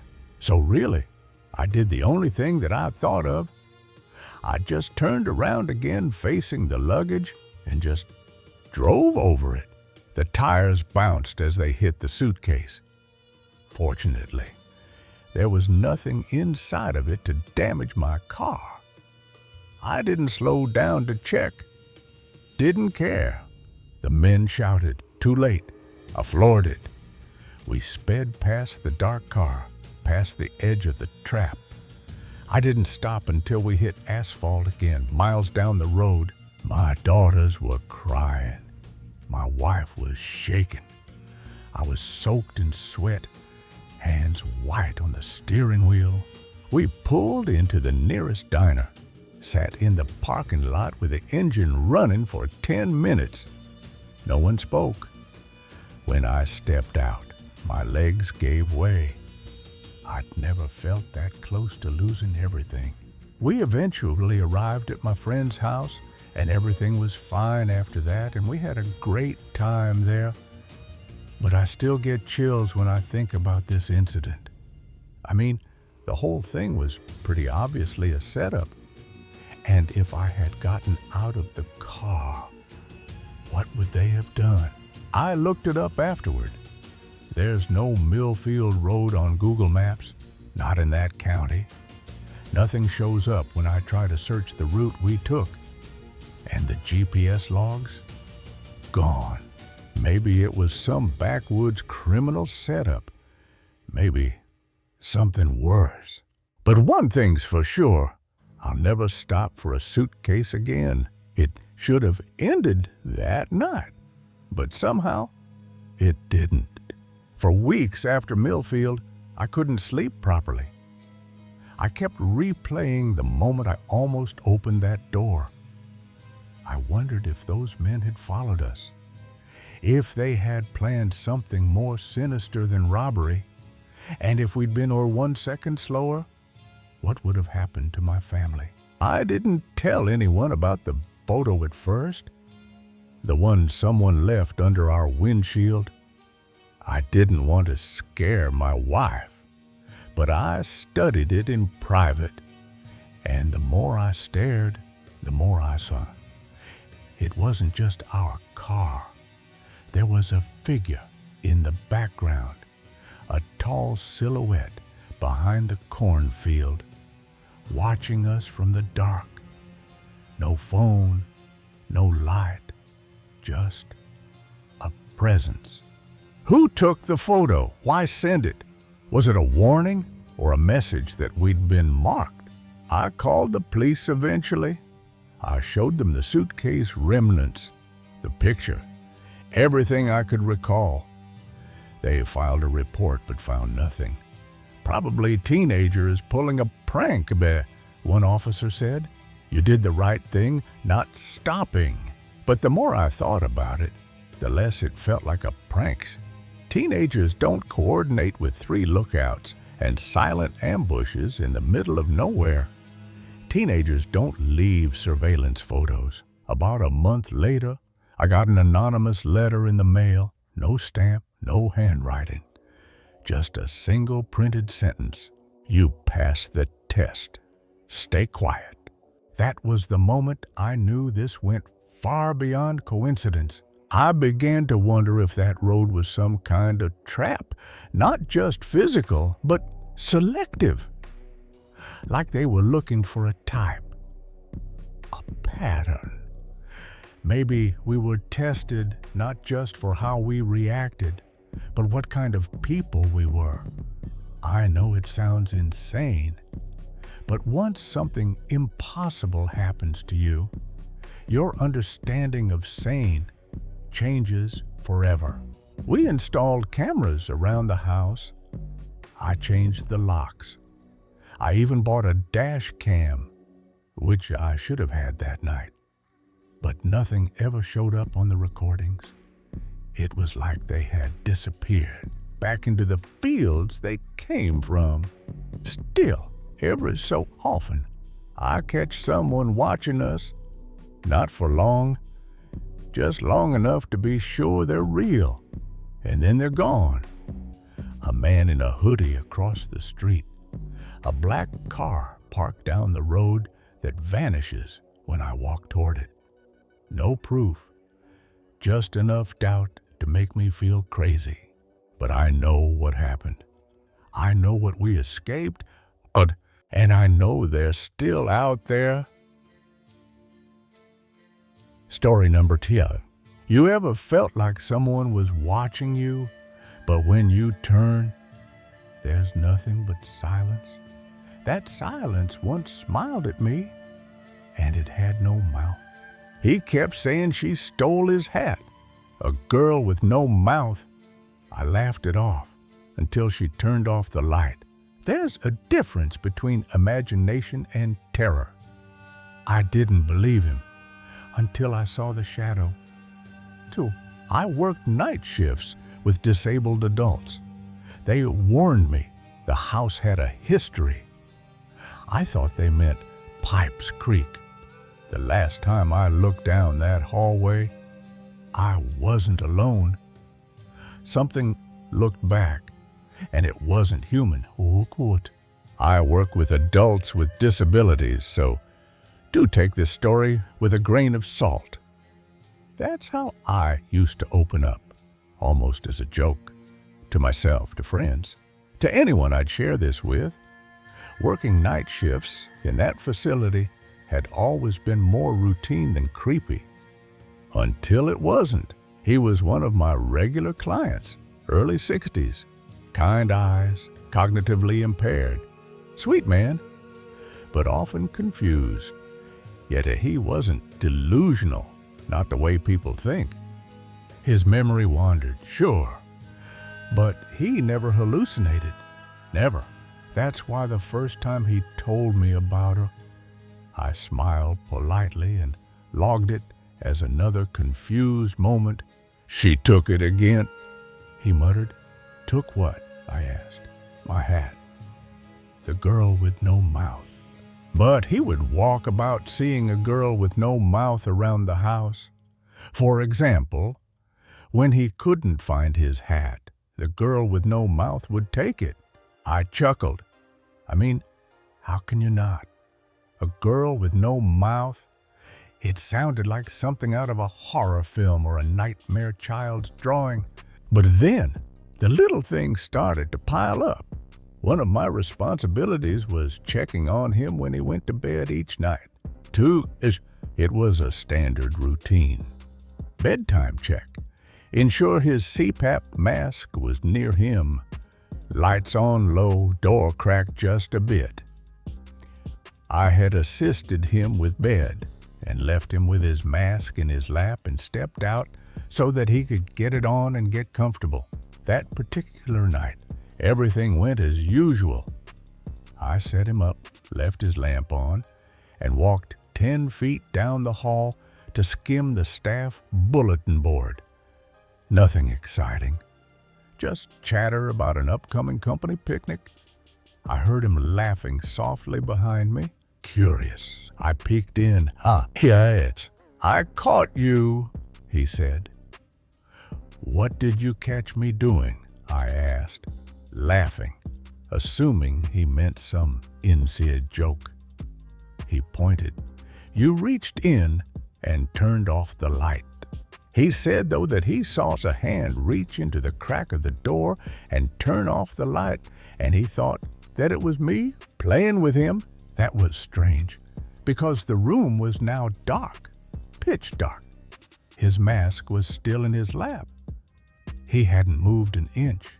His mask was in his lap, and he was still sitting underneath the covers in the same position, same spot. The only way to turn that light off was manually. I walked over and turned it back on. The hairs on my neck stood straight. I didn't tell him anything. Didn't want to scare him. Didn't want to scare myself. You tell yourself the mind plays tricks, especially in low light. But what if it's not your mind? What if something else plays tricks with you? I only had one direct experience there. One, but it was enough. I was in the living room watching a movie. The work was done for the day. Everybody's asleep, paperwork done. The living room was connected to the dining room, and just beyond that one of the client's bedrooms, I heard a loud crash, not metallic, more like something heavy and wooden. I leapt up, expecting a fall. I get to the entryway, and I can see that his room door is still closed. But I can see this through a figure standing in the dining room by the table. It wasn't human. A figure that turned to look at me. Its right side was to me, and then it turned its entire body to look at me. And I could see through it to the other side of the dining room to the client's closed bedroom door. No face, no detail, just presence. It didn't vanish like smoke. It just blinked out. Like the moment you think it's not real, it takes that opportunity to leave. I backed away, slowly, shaking. Later, a new overnight staff took over my position. She was a grounded woman, former nurse, mother of 3, full of pragmatism. One night, over coffee, she looked at me and said, "Has this place ever whistled at you?" "What?" "I keep hearing whistling in the dining room, but when I check, no one's there." I had never told her my story.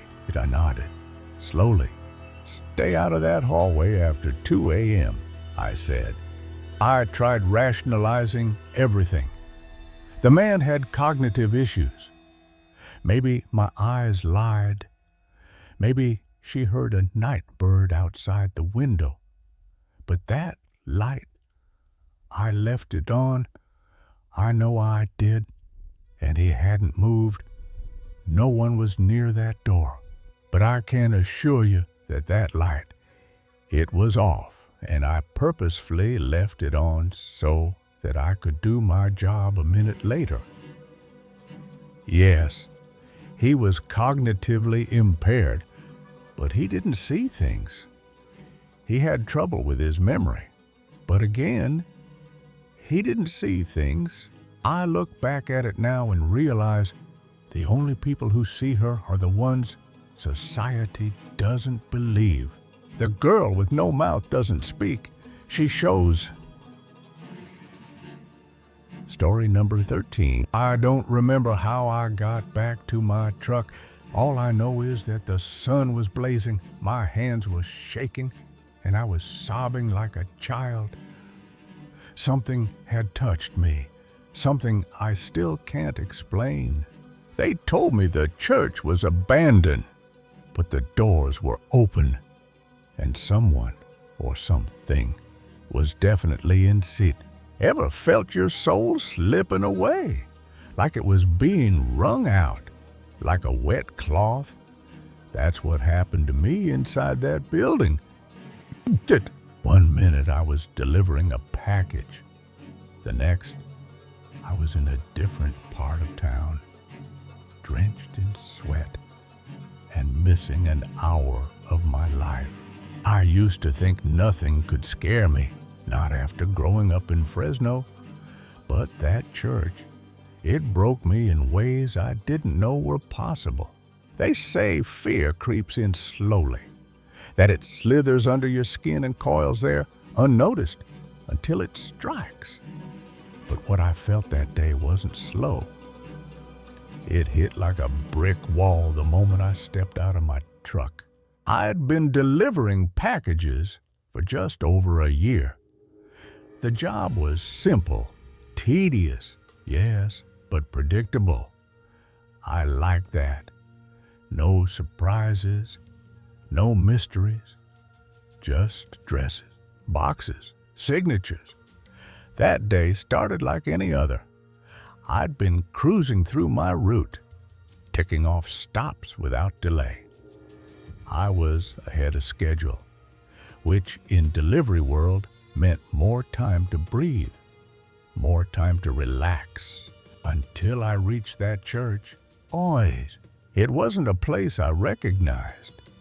And that's strange, because by then, I knew every block of Fresno's downtown like the back of my hand. The streets were familiar. Graffiti-covered walls, broken curbs, chain-link fences, barely holding back the chaos of the city's decay. But this church? I'd never seen it before. Even though I had never been to this church before, I knew exactly where it was. Yeah? I don't even remember checking the GPS. My hands just turned the wheel, and somehow I was there, drawn to it, like it was expecting me.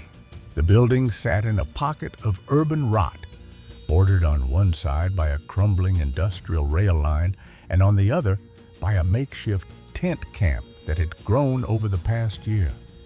Most of the tents were empty, sagging like tired lungs. The area smelled of rust and old rain. The church itself was stone.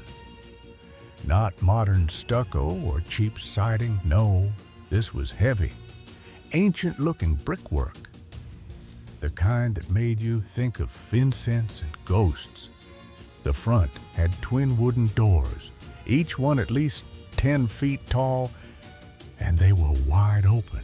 Standing in front of this church, I noticed that the huge double doors were wide open, which to me meant that someone should be nearby and I could get this over and done with. I stood at the base of the steps for a moment, staring into the dark beyond the doorway. I'm not religious. Was raised in a strict household. Sure, but that experience only taught me how much I'd not want to be part of it.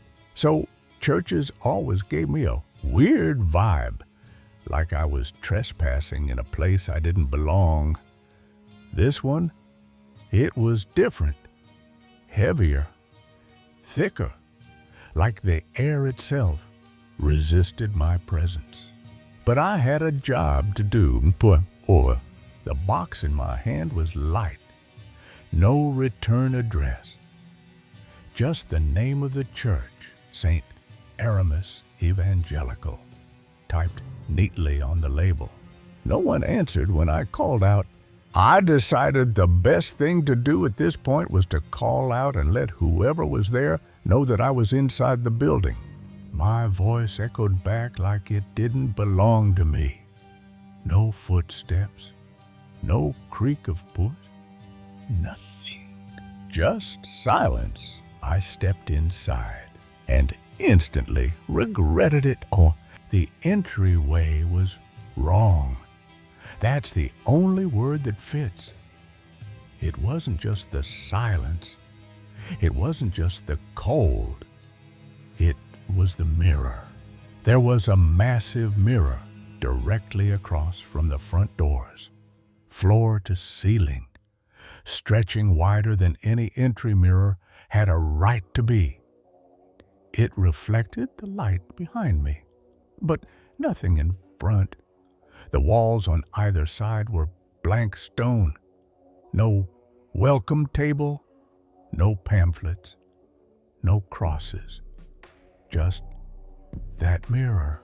And me, except I didn't look like me. My reflection stood still when I moved for just a second, just a fraction too slow. Then it caught up. I blinked, and everything was normal again. I turned away fast, pretending I hadn't seen it. To the left and right of the mirror were two doors. I tried both. Locked. I called out again, "Delivery for St. Aramis." My voice cracked. I waited. Still nothing. I peeked through the glass in the left side door, rows of chairs, facing a raised altar. Dust coated the seats like snow. Something brushed my shoulder. I spun around. Nothing. The doors behind me were still open. But the street felt far away now, like I was already buried too deep to turn back. I knocked on a smaller door to the side, labeled restrooms. Both stalls were empty. I pulled out my phone and turned on the flashlight. The light barely helped. Oh, In front of me, past the mirror, was a long hallway, unlit, narrow, walls lined with faded bulletin boards and stained plaster. As I returned to the main area, straight ahead of me was a dark hallway that I could barely make out, that made a left turn at the end of it, and that was the only direction left to go. I knew better. Every part of me screamed to walk away. Drop the box? Say, screw it! But something in that dark whispered a dare. So I stepped forward, 1 foot, then another. The shadows swallowed me whole. The moment I crossed into that hallway, I could feel the building shift. Not physically, but emotionally, like the air had thickened, like the walls had decided to hold their breath. My phone's flashlight cast a weak cone in front of me, barely enough to light the scuffed tile floors. My footsteps echoed against the narrow corridors, bouncing back with a hollow, uneven rhythm, as if I wasn't walking alone. The hallway extended further than it should have. From the outside, the church didn't look this big. But inside, the corridor just kept going. Every 10 feet or so, there was another closed door on either side, each labeled with the hand-painted signs. Classroom A, nursery, pastoral office, storage. None of them looked used. None of them looked safe. I knocked on the first one, calling out, "Anyone here? Delivery for the church." No answer. The second door was slightly ajar. I pushed it open with my knuckles. My flashlight caught a glimpse of children's drawings on faded walls, crayon rainbows and stick figure angels. A small plastic chair lay sideways in the corner. No movement, no sound, just the stillness of a memory long abandoned. I stepped back into the hall. Kabay. That's when I noticed it. A sound, soft, distant, barely audible. A shuffling like fabric dragging against stone. I froze. It came again. Closer this time, I aimed the light down the corridor. Nothing. The sound stopped. I held my breath and listened. Silence. And then a whisper. Not a voice, not words.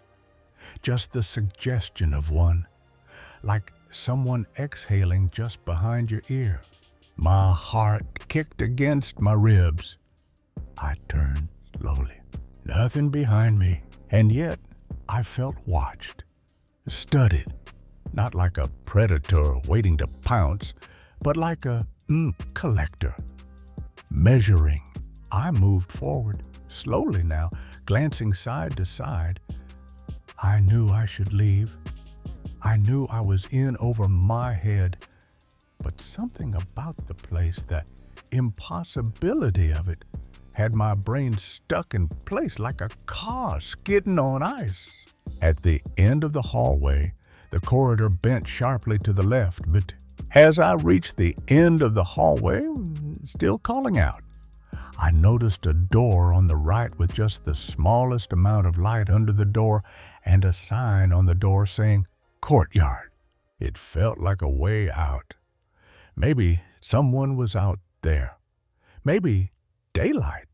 I turned the knob. The door creaked open into blinding sunlight. I had to squint. After the hallway's gloom, it felt like stepping into another world. But it wasn't comforting.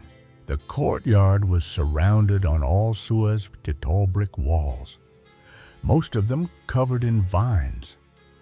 In the center, what used to be a garden had withered into dust. Dry flower beds, brittle weeds, and cracked ceramic pots littered the ground. A few dead bees lay on a bench. Their tiny husks caught the sunlight. The entire space was dead, stagnant. Across the yard was another building, connected but set apart. Its door stood directly across from me, shut tight. The same dark wood as the first building's doors, but with deep gashes carved into its surface, scratches. I approached slowly, knocked, waited. No answer. I tried the handle, unlocked. When I opened the door, the darkness that was waiting for me, ready to embrace me again like an old friend, was there again. That sentence hit me as it formed in my brain, like I didn't think it, but remembered it, like it had already been said. I stepped inside. This hallway was narrower than the last, carpeted, oddly. The scent of old candles and mildew filled the air. There was a faint red glow at the end. The kind of emergency exit sign you find in theaters. I took one step, then another. The temperature dropped by at least 10 degrees. My light flickered. No, please, no. It steadied again. I aimed it down the hall and called out, "Hello? Anyone here?" Silence. Oh, yes. Except a bang, loud, metallic, deep inside the walls. I froze. The bang was followed by another, closer, and another slam, even closer than the last, brought me back to reality, though. The fear had finally won. Something was moving. Something was coming. Come on. I turned to run. My feet caught the carpet wrong and I stumbled, catching myself on the wall. The drywall felt soft, almost like skin. I pushed off and sprinted back into the courtyard, gasping as the light hit me again. But the sun no longer felt safe. Nothing did. I turned to shut the door, but it slammed itself hard enough to rattle the hinges. I didn't wait. I sprinted across the courtyard, heart racing, sweat rolling down my back. I reached the original door and threw it open, entering the mirror hall once more. Okay. The air inside was thicker now, like ski. The mirror was darker. My reflection was still there. But it didn't move this time. Not even a blink. I didn't look again. I ran down the hallway toward the front doors, almost out, almost free. And then I stopped. Dead in my tracks. The front doors were closed.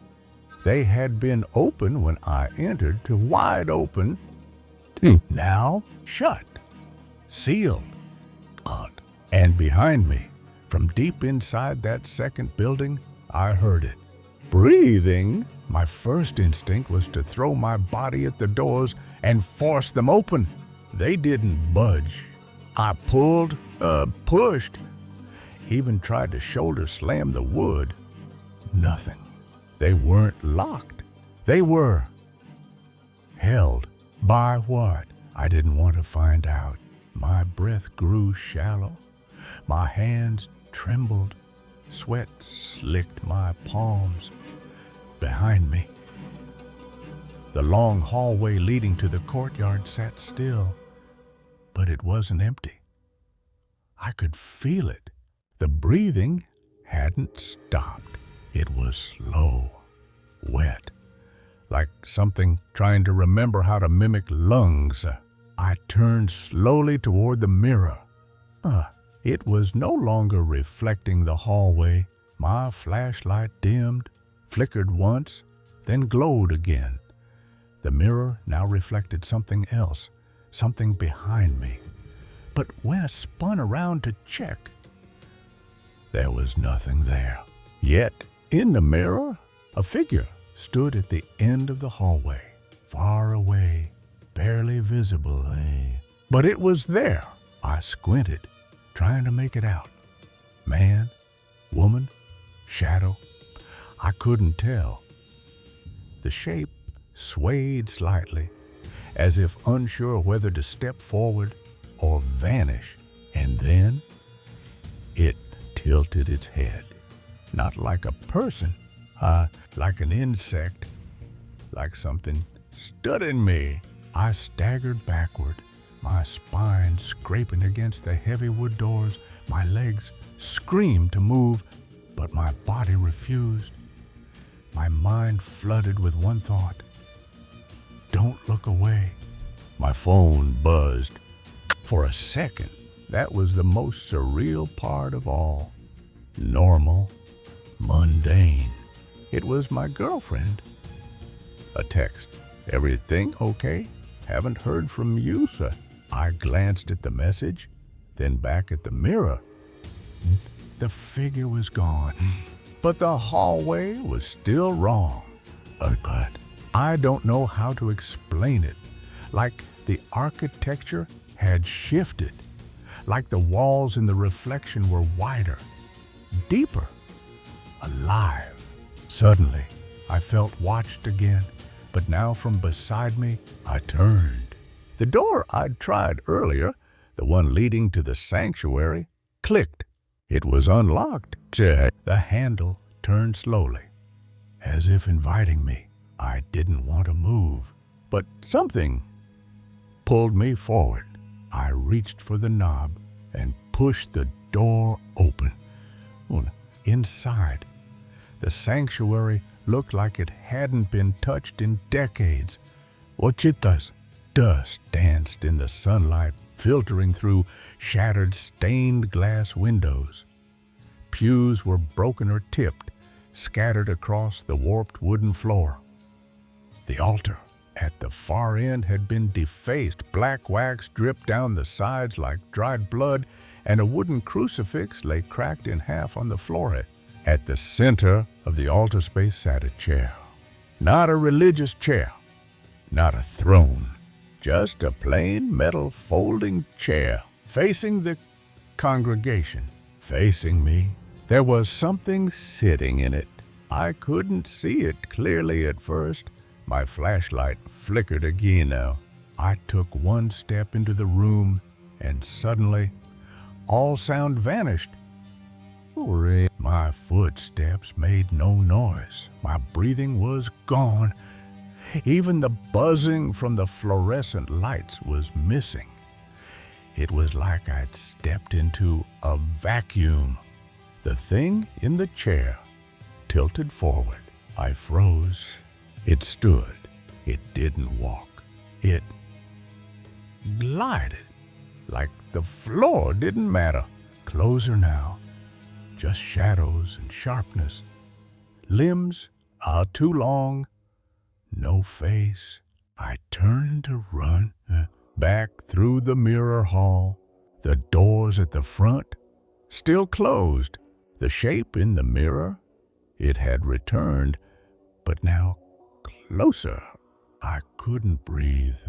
Something was pulling my chest tighter and tighter. Then, black. I came to on the floor of the entry hall. My phone lay nearby, flashlight still glowing faintly. I looked at the time, 2:59 p.m. I had entered the church sometime around 2:00. I had no memory of the last hour. My package, gone. My arms covered in sweat, my cheeks wet with tears. I crawled toward the doors. But this time, they opened with ease. Sunlight hit me like fire. I stumbled down the steps and collapsed on the sidewalk, gasping. My entire body trembled. Everything inside me screamed, "Don't look back." So I didn't. I found myself parked half a mile away in front of an old liquor store. My truck engine was off. Keys still in the ignition. How had I driven here? I didn't remember leaving the church. I didn't remember starting the vehicle. All I remembered was the mirror and the figure in it. I was covered in sweat and I was crying uncontrollably. I felt terrible, as if every ounce of happiness had been drained from me, replaced with just hopelessness and sorrow as I reached for my phone. Still on, still glowing. My girlfriend's message was still there. I called her. The moment I heard her voice, something inside me broke. I sobbed, not because of fear, because of relief. Her voice was real, grounding. She kept asking what was wrong. So I didn't know how to explain. I just said, something happened. I'm okay now. I think which wasn't true. I wasn't okay, not even close. I didn't sleep that night. Good. I lay in bed, eyes wide, heart still caught in the rhythm of panic, trying to convince myself that what had happened was stress, exhaustion, maybe even dehydration. That's what I told my girlfriend when she asked again. Must have blacked out, just overworked. But that didn't explain the time lost. It didn't explain why the package had vanished, or why my body had been trembling like I'd just run from something ancient and hungry. The next morning, I forced myself through the motions, brushed my teeth, made coffee, took a shower, but everything felt off, like I was operating on a 2-second delay from the rest of the world. In the mirror, my eyes looked different, hollow, bruised. When I got to the depot, I didn't mention the church. I couldn't. How do you explain that you lost an hour and possibly your sanity during a routine drop-off? I told my dispatcher I'd dropped the package, but no one had answered. I said I left it inside the entrance. Doors open. He nodded without question, said they'd reassign the address to someone else for next time. I should have felt relief. Instead, I felt like I'd just handed off a curse. It didn't end there. For the next few nights, I kept waking up around the same time, 3:03 a.m. Each time, drenched in sweat, heart pounding like I'd run a marathon. My dreams were fragmented, but all was the same setting, the mirror. Only this time, it wasn't just me in the reflection, it was something else. Something inside it, watching, waiting. Sometimes I saw the hallway again, stretching endlessly. Sometimes I heard my own voice calling out, but it was coming from behind me, from inside the mirror. I stopped turning on the lights at night. Something about darkness now felt expected, as if turning on a light would attract the wrong kind of attention. I told myself I was just spooked, that I had seen something strange and my brain was just reacting to it. Trauma, that's all. Brains are weird, right? But then, things started happening while I was awake. It started small. One morning, I found muddy footprints in my apartment hallway. My shoes were dry. My floor was dry. But there they were, small prints, barefoot, as if someone had walked through in the middle of the night. I told myself maybe it was me. Maybe I'd gotten up and tracked something in, but I didn't sleepwalk. I never had. Another time, I came home and found my bathroom mirror steamed up like someone had just taken a hot shower. Why? But the apartment was silent, empty, and a steam. It wasn't just fog. Someone had written on it, just a single word, behind. Well, I called my best friend. Finally, the one who'd had his own strange experiences growing up. He didn't laugh, didn't scoff. He just said, "It might have followed you." That phrase made my blood run cold. Followed me? Yeah, he said. If something made contact with you in that place and you left with it, it could be trying to stay close. Some stuff doesn't like being left behind. That night, I did something I never thought I'd do. I called a paranormal investigator. Her name was Delia, a friend of a friend. She'd investigated supposed hauntings before, abandoned schools, old hotels, even some cemeteries. She didn't wear a cloak or speak in riddles. She was calm, matter of fact, a scientist in her own way. I told her everything. From the mirror to the blackouts to the lost hour. She was silent for a long time after I finished. Then she said, "It sounds like you experienced what's called a displacement haunting, but it's rare. Usually whatever manifests stays tied to a physical location. But in some cases, especially places charged with emotional trauma, something can latch on to a person instead." "Why me?" I asked. "It's not always about you. Sometimes it's just about timing, or proximity, or energy." Her words didn't comfort me. "What can I do?" I asked. Don't go back. Whatever you do, don't return there. And if you start losing keel again, contact me immediately."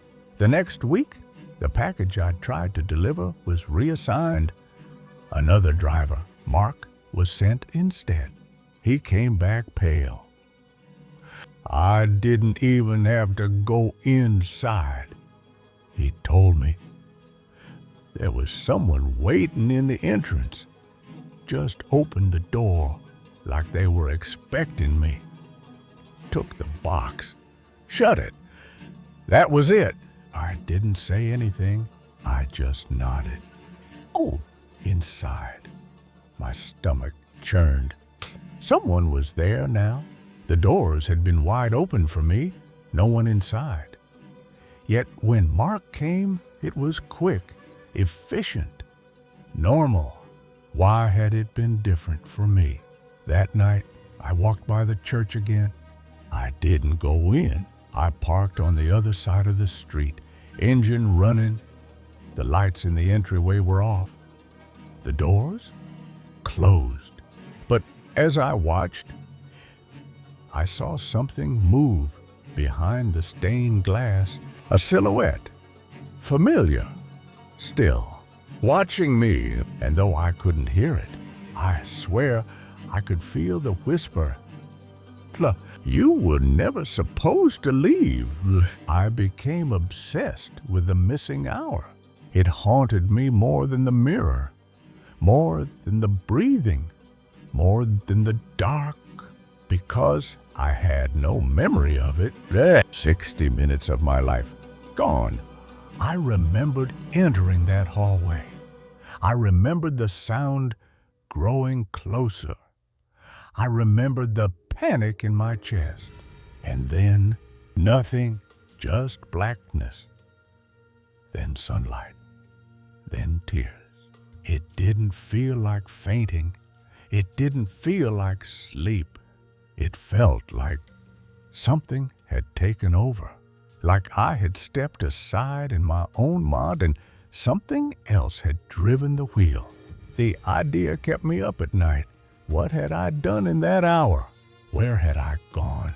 And the most terrifying question of all, what had been done to me? I started retracing my steps, looking for answers no one could give. I went back to the street near the church, parked in the same spot where I'd woken up in the truck. I walked the block, asked the store clerk nearby if he remembered seeing my vehicle that day. Well, he didn't. "No one parks there," he said. "Been empty for weeks." But I was parked there. My truck had been right in front of that building. The engine was off. The door was closed. Someone had driven me there, and that someone had my body. I didn't tell my girlfriend. She already looked at me with worry in her eyes. Anymore. And she'd start to wonder if I needed more than just sleep. Instead, I spoke to Delia again. I asked her, is it possible to be possessed without realizing it? She didn't answer immediately. Then she said, it depends. Possession isn't always dramatic. Sometimes it's subtle. Sometimes the entity doesn't want to reveal itself. It just rides along, quiet, learning. That made my stomach turn. What happens when it's done learning? I asked. Delia took a deep breath. Then it decides what it wants to keep. The next night, I had another dream. This one was clearer. I was back in the church, but this time I wasn't walking. I was standing still at the center of the sanctuary. The broken pews were gone. The mirror was gone. The room was whole again, and I wasn't alone. The congregation was full, but their faces were blurred, featureless, like melted wax. They sat perfectly still, all facing me. No one spoke, and I wasn't holding a package anymore. I was holding something else, a book, ancient, bound in something leathery and cracked. I opened it. The pages were blank, and then they weren't. Lines began appearing on their own, written in a language I didn't recognize. Symbols, marks. Some of them moved on the page like insects crawling beneath parchment. The longer I stared, the more I felt my hands begin to tremble, but I couldn't look away. And then I heard it, a voice, but not one of sound. It echoed inside my skull. Caesar, finish what you started. I woke up, my hands were shaking, and in the dark, on my nightstand, my phone screen was glowing. No notification, no call, just the flashlight on again. I hadn't turned it on. I was sure of it. And on the screen, there were fingerprints, but not mine. Too small, too thin, like a child had held it. I couldn't take it anymore. I needed answers. I went to the local records office the next morning, said I was doing research on older churches in Fresno for a personal history project. The clerk barely looked up, just pointed me to a computer and old microfiche files. I typed in St. Aramis Evangelical. Nothing. No registration, no permits, no founding date. Nothing came up. But when I searched city records for building permits around the street block where the church stood, something odd appeared. A structure listed simply as parcel, built in 1923. No owner on record, no public listing. The zoning was vague, designated spiritual, unspecified. That wasn't the strangest part. The building had 3 fire inspections on record, 1946, 82, and 2004. Each one had identical remarks. Entry delayed. Interior access denied. Mirrors installed floor to ceiling. Recommend demolition. I sat back, heart thudding. It wasn't just me. Others had tried to go inside. Others had been turned away. But no one ever followed up. No demolition. No further investigation. Like the city had given up, or been told to. Later that night, I looked up St. Aramis. Not the building. The name. Aramis was one of the Three Musketeers. Sure, but it was also an archaic name used in demonology. So, in one source, I found something chilling.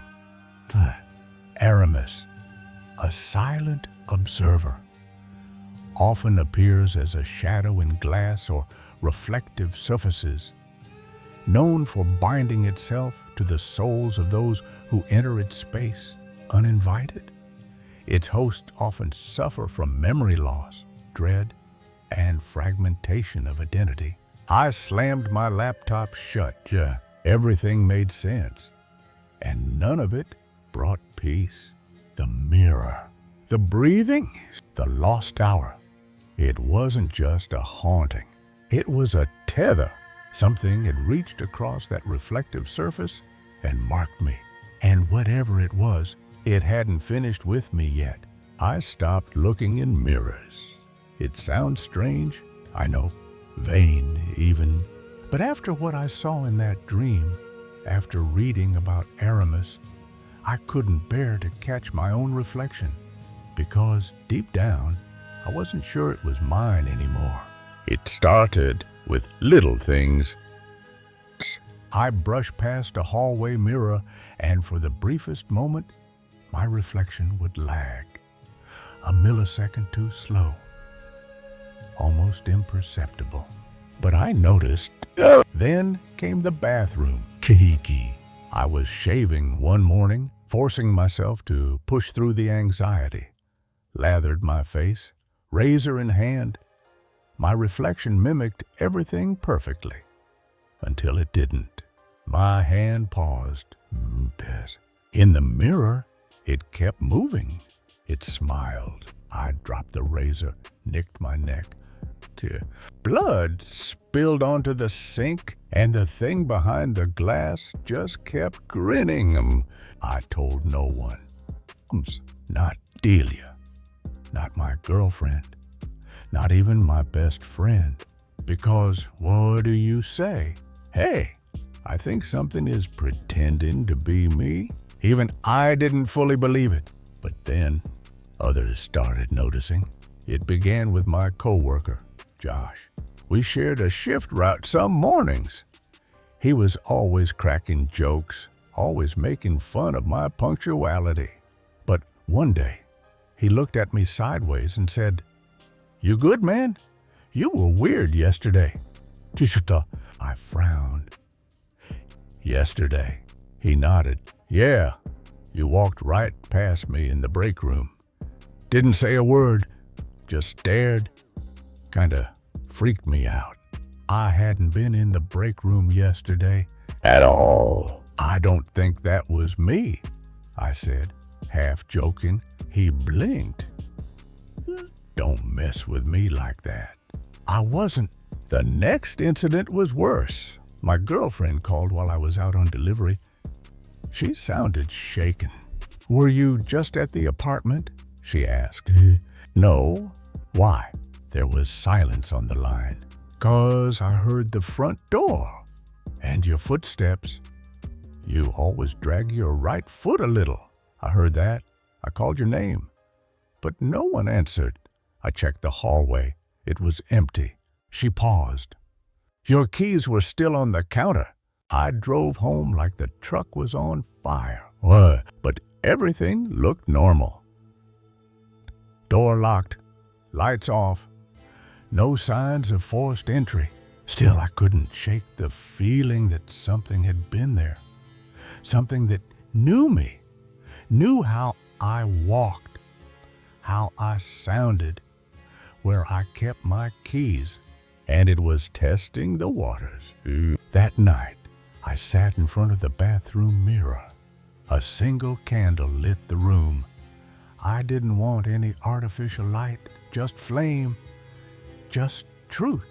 I stared and stared. My reflection stared back. Okay. For 15 minutes, nothing happened. So then it blinked, but I didn't. I froze. It smiled. I didn't. Then it whispered. Just one word. Soon, I snapped the mirror off the wall and smashed it on the floor. More glass scattered across the tiles. But in every fragment, the smile remained. What? I called Delia again, told her everything. She listened without interrupting. Then she said something I'll never forget. Mirrors are invitations. That's why so many cultures cover them when someone dies. Spirits don't just appear in mirrors. They travel through them. They reflect, yes, but they also open. But I swallowed hard. So what do I do? Close it, she said. Seal every mirror. Block every reflective surface. It's watching you because it wants to be you. And it's almost done. Done with what? She hesitated. It's replacing you. For the next few hours, I covered every mirror in the apartment. Bathroom, bedroom, hallway, even the microwave surface. Aluminum foil, sheets. Spray paint if I had to. I avoided my own reflection like a disease, but the thing was already beyond the glass. It began speaking to me in my sleep. Boom! Not in dreams, through them. It used my voice. My memories twisted them. I'd wake up gasping, sweat-drenched, eyes raw, heart racing. One night I woke up standing in the living room and just standing there, facing the blacked-out mirror. My hand was raised, like I'd been about to peel the cover off. I set up a camera the next night, pointed straight at the hallway mirror, left it running. When I checked the footage in the morning, I almost dropped my phone. At 2:47 a.m., I walked into frame, but I hadn't gotten up. The version of me on the screen paused in front of the mirror, then slowly peeled back the cover, smiled, and walked away. I was losing. It wasn't just haunting me anymore. It was becoming me, and I didn't know how much time I had left. I thought I could fight it. That by avoiding mirrors, by ignoring the voice, by pretending I still had control, I could beat this thing. But I was wrong. It wasn't just haunting me anymore. It had rooted itself in me. And now I was losing time again. It began subtly. 5 minutes here, 10 there. I'd be driving and suddenly realize I didn't know where I was or how I'd gotten to the next stop. I'd check my phone and see messages I didn't remember writing. Entire conversations I'd supposedly had with my girlfriend, with my coworkers, that left no memory behind. My own voice sounded strange to me, slightly lower, slower, more careful. I had listened to voicemails I left and think, that doesn't sound like me. Because it wasn't. Delia called one evening, urgency in her voice. Whatever it is, she said, it's not done with you yet, but you're still in there. You still have a choice. I laughed bitterly. Do I? Because I don't feel real anymore. That's what it wants. It feeds off disorientation, off loss. If it convinces you that you're gone, you will be. I stayed silent. Then she added, you need to go back. I froze. What? You have to return to the church. That's where it starts. That's where the tether was formed. If you don't sever it there, it'll finish the takeover. I felt my mouth go dry. The last thing I wanted was to step foot in that place again. But I knew she was right. The next morning, I drove across town in silence. No music, no radio, just the low hum of tires on asphalt. As I turned the final corner, dread washed over me like cold oil. Saw us. The church was still there. Still silent, still waiting. The doors open. Standing in front of this church, I noticed that the huge double doors were wide open. Us, just like before, like it knew I was coming. I stepped inside. The mirror greeted me again, taller now, or maybe I was smaller. Either way, it shimmered faintly in the gray light, like water. This time, my reflection didn't copy me at all. It just stood there, smiling, mocking. I whispered to it, "Why me?" And it whispered back, not through sound, but through feeling. Because you stepped in, because you saw me, because you didn't run fast enough. I turned away and walked back toward the hallway, the same one I'd ventured into weeks before. Ole, my flashlight was ready, but unnecessary. The hallway glowed now, pale white, like moonlight underwater. As I reached the corner, I didn't feel fear anymore. I felt resignation. The courtyard was dead silent. But across the stones, the second building's door was wide open. Inside, the carpeted hallway led me exactly where I knew it would. To the door marked Sanctuary. This time, I opened it without hesitation. Shuts. Inside, the pews were filled again. All of them. People. Maybe, but their faces were blank, mirror smooth. And at the pulpit stood me, or the thing wearing me. It turned when I entered and smiled. I felt the last warmth in my body slip away, and the congregation stood in unison. The sound of wood scraping stone echoed around me. Hundreds of pairs of blank, polished eyes stared at me. I stepped forward. The other me mirrored me. Exactly. Step for step. The voices started. Whispers at first, then louder. Hundreds of them. Not in English, not in any human tongue. They weren't speaking to me. They were welcoming something. I reached the center aisle. The other me raised a hand. Time slowed. And then I remembered what happened in the lost hour. I hadn't just wandered out. I hadn't just blacked out. I had been offered The entity had reached out from the mirror, pulled me into its world, and replaced me here, slowly, gently, over time. And I had accepted, not with words, not consciously, but by staying, by not running, by looking into its eyes. The only way back was to undo the tether, to reject it. But the problem was, part of me didn't want to. There was power in that reflection, simplicity, no pain, no fear, just order.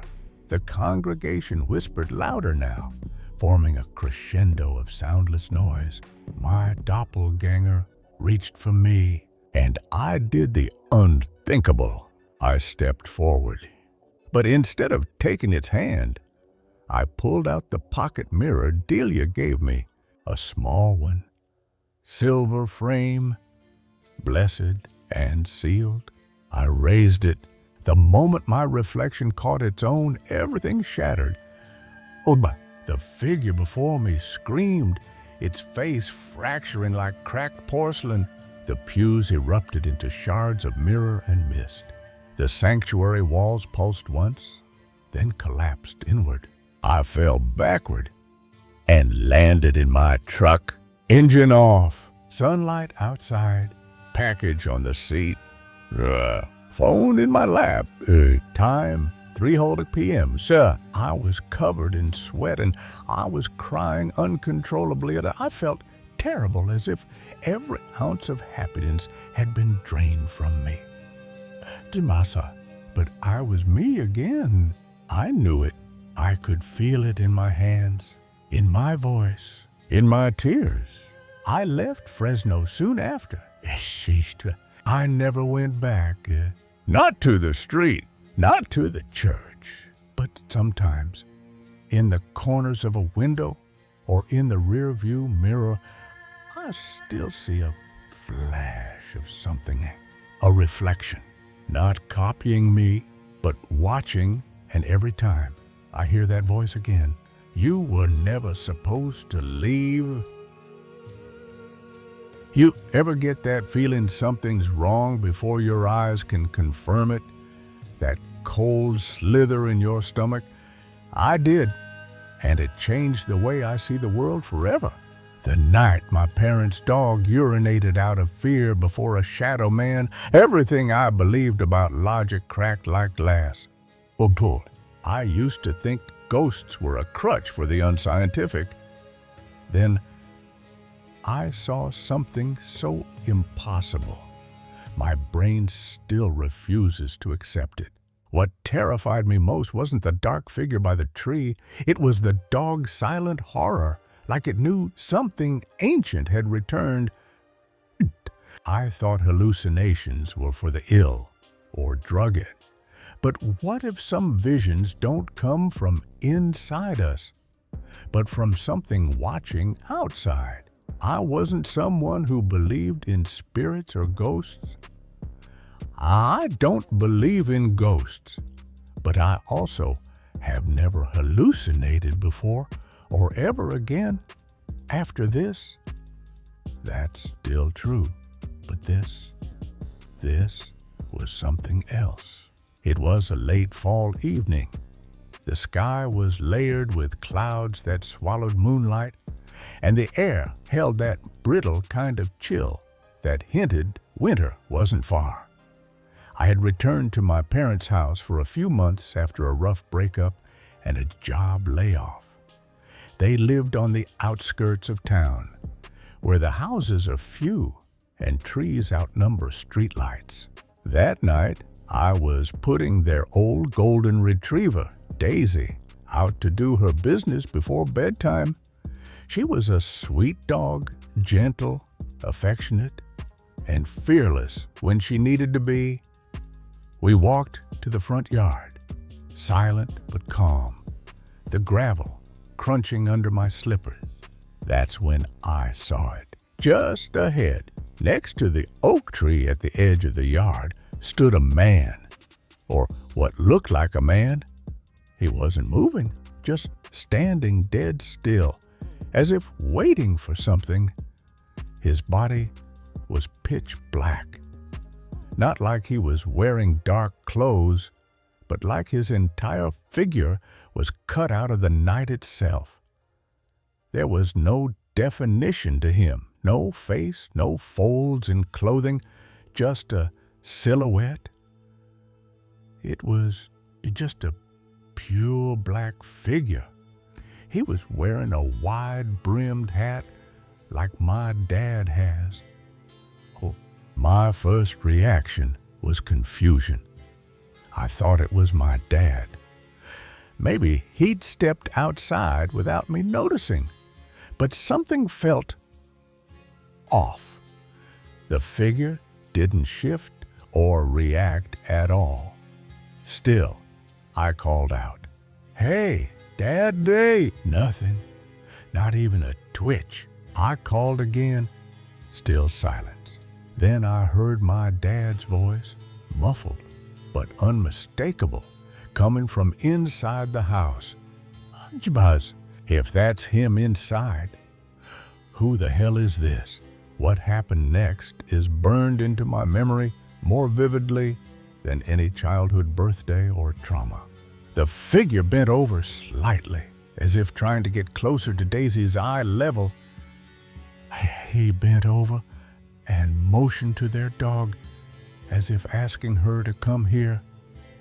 That alone might not have been terrifying, but Daisy's response was, she froze, eyes wide, tail stiff, no bark, no growl, just silence. And then she started to pee where she stood. Her legs trembled like they might give out at any moment. She wasn't barking. It was though she was paralyzed in fear. But you have to understand, this dog didn't care easy. Thunderstorms, raccoons, even the vacuum cleaner, none of it fazed her. But this shadow man, he had turned her into a shaking statue. I squinted, trying to make out more details. Was it a mask, a prank? But the longer I stared, the more I realized it wasn't a person. It had no depth, no texture, no reason to exist. And then I panicked. Fight or flight kicked in hard. I grabbed Daisy and bolted for the door. Once inside, I slammed the lock and backed away from the window. My breathing was sharp. I peeked outside again a few seconds later, heart thudding like a drum. Gone, just gone, like he had never been there at all. For years I told myself I imagined it. A shadow, plus stress, plus late night jitters. That's all. I was tired. Maybe I was sick. That had to be it. I assume that it was just a hallucination, even though I have no history of that and haven't hallucinated or had mental health problems since then either. Still, something about that night stayed lodged in me. The quiet terror, the Dog's frozen body, the complete wrongness of that figure. It didn't behave like a man. It didn't feel human. I stopped talking about it. Who would believe me? Even I barely did. Then, one Halloween years later, I was watching a compilation of scary stories on YouTube. A chill crawled down my spine as a man described seeing the Hat Man. Every detail he mentioned was identical. The wide-brimmed hat, the black silhouette, the stillness, the dread. Even the part where animals freeze or flee in terror. It wasn't just me. People all over the world have seen pretty much exactly what I did. I don't know what the Hat Man is. I don't claim to know. But he was real that night. Real enough to make a dog pee herself in fear. I still don't believe in ghosts. Not really. But I do believe in what I saw. And I have never stood in that part of the yard again. The days that followed were strange, but nothing supernatural happened again, not exactly. But I started sleeping with the hallway light on. I was 27, a grown man, and I couldn't walk past that window at night without holding my breath. It wasn't just fear. It was uncertainty, doubt, the kind that gnaws at you in the quiet. I went online and searched for intruder sightings in the area. Nothing. I checked the police blotter. Nothing. My rational brain wanted to solve this logically, but the pit in my stomach said, logic won't help you this time. A week later, I was picking up groceries when I saw something, or someone, that made my legs go weak. Across the parking lot, a man stood between two parked cars. Tall, still, dressed in all black. And yes, he wore a wide-brimmed hat. I blinked, looked again, gone. Did I imagine it? Maybe. But I got in my car and drove straight home, sweating the whole way. That's when I started wondering, what if he wasn't gone that night, just hidden? What if he could follow? About 2 months after the first incident, I was out walking Daisy during the early evening. The sun was low, casting long shadows. Old Mr. Raymond from 3 houses down waved and asked how I'd been. We chatted casually for a while. Then, without prompting, he said, "You ever see that shadow man by the woods?" I froze. My hands actually went numb. Tall fella, wears a hat like a cowboy or an undertaker, shows up late at night. Don't say a word, but you feel him. My throat went dry. "You've seen him?" I asked. Raymond nodded slowly. "Twice in my life. Once when I was a boy. Again after my wife died. Dogs hate him. My shepherd nearly clawed through the screen door trying to get away. I didn't know what to say. For the first time since it happened, I felt validated. It wasn't just me. It wasn't just Daisy. There was something out there. Something other people had seen too. I didn't press for details. He seemed shaken enough. But that conversation sent me down a rabbit hole I'm still climbing out of. Over the next few weeks, I immersed myself in online forums, psychology threads, paranormal reports. That's when I stumbled upon the term Hat Man. According to thousands of people around the world, this entity often appears during sleep paralysis or episodes of high stress, but not always. Sometimes he's just there, standing, watching, silent. People all over the world have seen pretty much exactly what I did. What chilled me most were the stories involving animals. Dogs peeing themselves, cats going feral, livestock falling ill. One woman said her dog ran away after the sighting and never returned. So why would something imaginary affect animals? Science couldn't explain it. Not really. I even contacted a sleep researcher at a local university.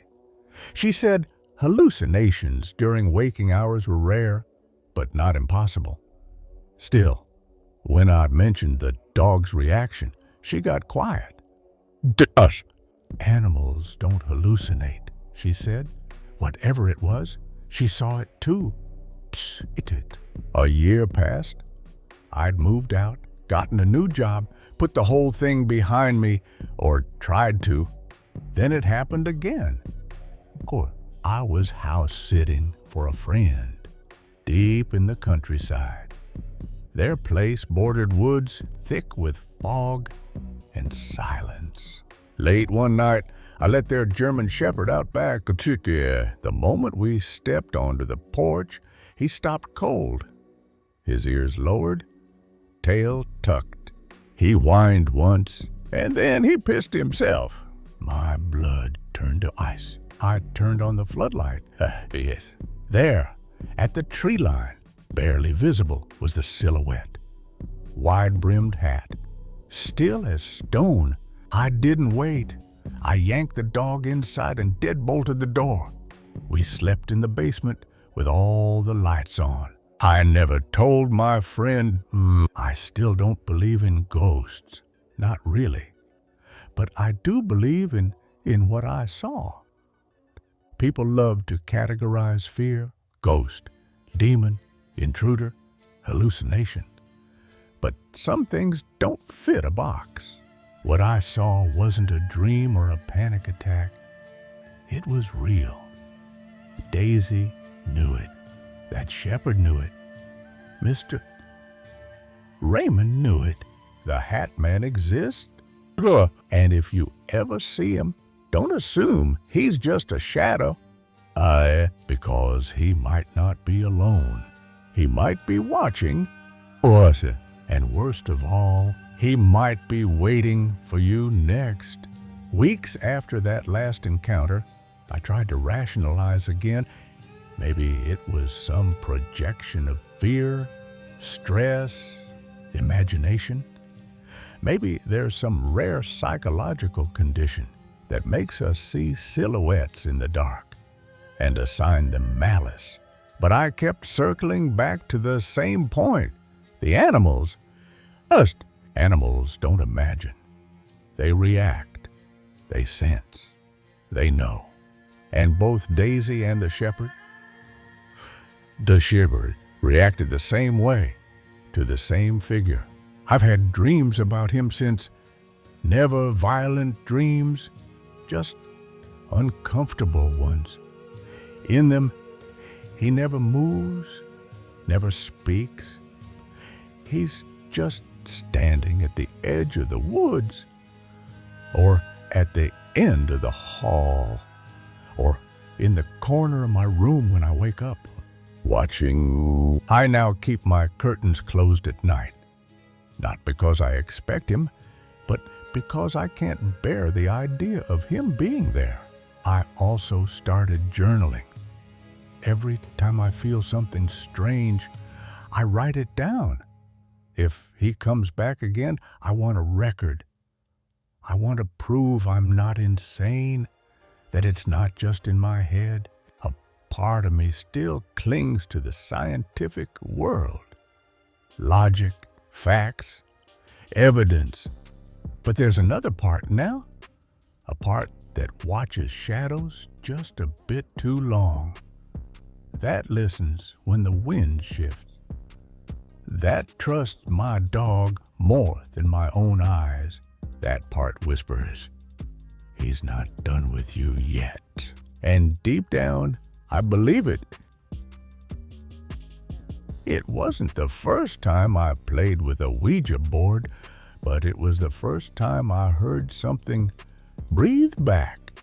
Thanksgiving was warm, the turkey was juicy, the wine flowed, and then a spirit asked us for help. My friend never believed in ghosts. She laughed when I said spirits might answer. She didn't laugh after that night. We thought it would be a fun game, but when the board spelled Schotten, we realized this wasn't a game anymore. I remember thinking, this'll be another harmless session. But what followed still clings to my bones like cold smoke. I never expected Thanksgiving to end with a message from something I couldn't see. The day had been full of laughter, clinking dishes, and the comforting aroma of roasted herbs and cinnamon pies. But when the night stretched longer and the shadows settled in the corners of my living room, my friend suggested something I hadn't done in years. Do you still have that old Ouija board? Yeah, I had it, buried under a pile of forgotten games and dust-covered memories. I hadn't touched it in ages. We lit a few candles, not for ambiance, but because the lamp in the corner had flickered out unexpectedly. She was skeptical. An ex-Mormon who doesn't believe in the paranormal. She introduced herself with a grin, but when I placed the board on the table, I noticed her eyes didn't match the smile. Before beginning, though, we set our intentions to speak with positive spirits only, and we agreed not to do anything obnoxious or weird like making fun of the board or spirits or asking questions that we shouldn't. I placed my fingers on the planchette. So did she. We asked our first question, and to my surprise, it moved. The planchette began moving shortly after we asked our first question, and the connection seemed consistent from there. The atmosphere was relaxed and warm. We laughed nervously, but this wasn't how it had gone in the past. I'd used the board before. Nothing ever happened. Not like this. We asked questions about the individual that we were communicating with. And we also asked questions about ourselves that we knew the other person wouldn't know. And the board answered accurately. Nah, that's what chilled me the most. It wasn't just vague replies or random letters. It knew things. I asked the board what city I was born in. I hadn't told her. The planchette slid to Baker, Baker City, my birthplace. My friend looked pale. She asked her own question about something only she and her sister knew. It answered correctly again. We stared at each other. That's when it stopped moving. For a long pause, we were about to say goodbye when the planchette jerked, more urgently this time. It started spelling out help me, but with 2 L's. We both blinked. Help me? She looked at me, whispering, "Do we ask it how?" I nodded, though my stomach tightened. Or we asked with slight apprehension, "How can we help you?" And it responded, "Quit." My mouth went dry. That wasn't a request. That was a warning. We told ourselves we'd ask one final question. So we just wanted to know why. "Why do you want us to quit?" I asked, voice steady despite the cold running down my spine. The planchette moved slowly, deliberately. "Oh, it's going to spell shut up." I thought, it's mad at us. But instead of going to the U, it ended up spelling like Shaitan. "What the hell is Shaitan?" she asked, confused. I remembered. A chill traced my spine. "I think it means Satan." Or shaitan, I said. In Islam, it's a type of jinn, a spirit. Sometimes something worse. Either way, it wasn't good, and we kept our promise to stop after that last question. We made sure to thank the spirit for talking to us, and we said goodbye before closing the session. Kiss. But something felt unfinished, like it hadn't really let go of us. I haven't used the board since, not because I'm afraid of the dark, but because I'm afraid it isn't empty. I've read all the psychological explanations. Subconscious ideomotor effect, self-suggestion, collective expectation. We know about the effect or explanations about connecting with the subconscious, but I think that it was particularly eerie that one, it started responding as we tried to think of more questions. 2, we both thought the board would spell out shut up as it went to shot, but instead it spelled chitan. Maybe that's true. Maybe there's nothing beyond the veil. But why did it wait until we stopped believing to start answering? And why that word? Why Shaitan? Story number 6. Have you ever seen something so strange, so out of place, that your brain refuses to believe it's real? Even years later, I wasn't high enough to hallucinate, and I knew those woods like the back of my hand. But that night, I felt like I'd driven straight into a nightmare. There was a man in a clown suit in the middle of nowhere, and he had a shotgun. The way he looked at me, like he knew me, like I wasn't supposed to be there, still makes my skin crawl. Whatever he was doing there, in those trees, with that mask, I'm just glad I didn't stick around to find out. Have you ever felt like the forest was trying to tell you something, but you couldn't understand the language. It was a Thursday night, and I'd just finished closing shift at the Pizza Hut in town.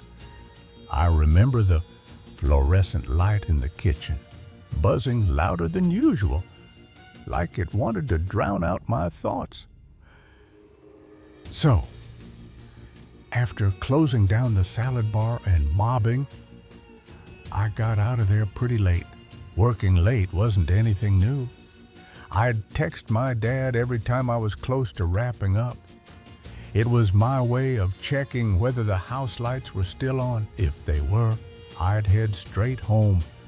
But if not, that meant they were asleep and I had a free pass to take the long road back. I had this ritual of texting my dad when I was almost done to let him know that I was almost home. To my son, I didn't live close, 20 minutes out to be exact, on a property buried deep in the East Texas woods. Our family bred dogs, big, slobbery, beautiful creatures that barked at everything and everyone. The kind of place where you lock your doors not because you expect trouble, but because you know no one can hear you scream if it shows up. The road home was a thin strip of dirt lined with pines so tall they looked like they could scrape the moon. I knew every bump, every crooked mailbox. Boss, the kind of familiarity that wraps around your chest like a warm blanket. That night, the air was heavy with early autumn humidity. I rolled down the windows and let the cool wind hit my face. A joint dangled from my fingers, lit just enough to glow. I cranked up the music, some fuzzy rock from the 70s, and leaned into the curve of the road, alone and content. Then I saw it, a box, a silver metal toolbox sitting square in the middle of the road. I slowed the car to a crawl. There were no tracks leading up to it, no debris, no sign of movement. Just that box, gleaming under my headlights like a misplaced artifact. I pulled up beside it and opened the door cautiously. I didn't step out, not fully. I just leaned out, one hand still on the steering wheel. Something about it didn't sit right. Tools don't fall out like that. Not centered, not pristine. That's when I noticed another light, not mine. There are headlights, small ones, coming up a driveway that was parallel with the toolbox. They glowed faintly through the trees, dim and low, bouncing as if coming from something small. Maybe a four-wheeler or a riding mower. It was slow, deliberate, as if whatever or whoever it was knew exactly where it was going. I backed into the car and pulled the door until it clicked softly. I didn't shut it fully. My heart kicked into a sprint. Instinct screamed for stillness, like prey frozen in grass. And then he came. Out of the shadows emerged the strangest vehicle I'd ever seen on that road, a riding lawnmower. On top of it sat a man, or something dressed like one. He wore a full clown suit, baggy, faded like something from a forgotten Halloween bin. The fabric flopped with each bump in the road, oversized shoes resting on the footrest like dead weight. His face was covered by a mask, pale white. Exaggerated smile to deep black sockets where eyes should have been. And across his lap, rested like it belonged there, was a shotgun. He didn't slow, didn't stop. He just turned his head, mask catching my headlights, and stared straight into my windshield. He turns and looks directly through my windscreen and into my eyes, and brings the shotgun up out of his lap. It was deliberate, controlled, like he was watching my reaction more than planning his own. I froze. Every part of my country boy brain screamed, "This ain't right." That wasn't just a man having fun in a dumb suit. That was a predator. A warning. He lifted the shotgun, not high, not in a rush, but slow. I knew in that moment if he got it to his shoulder, he'd fire. I didn't wait.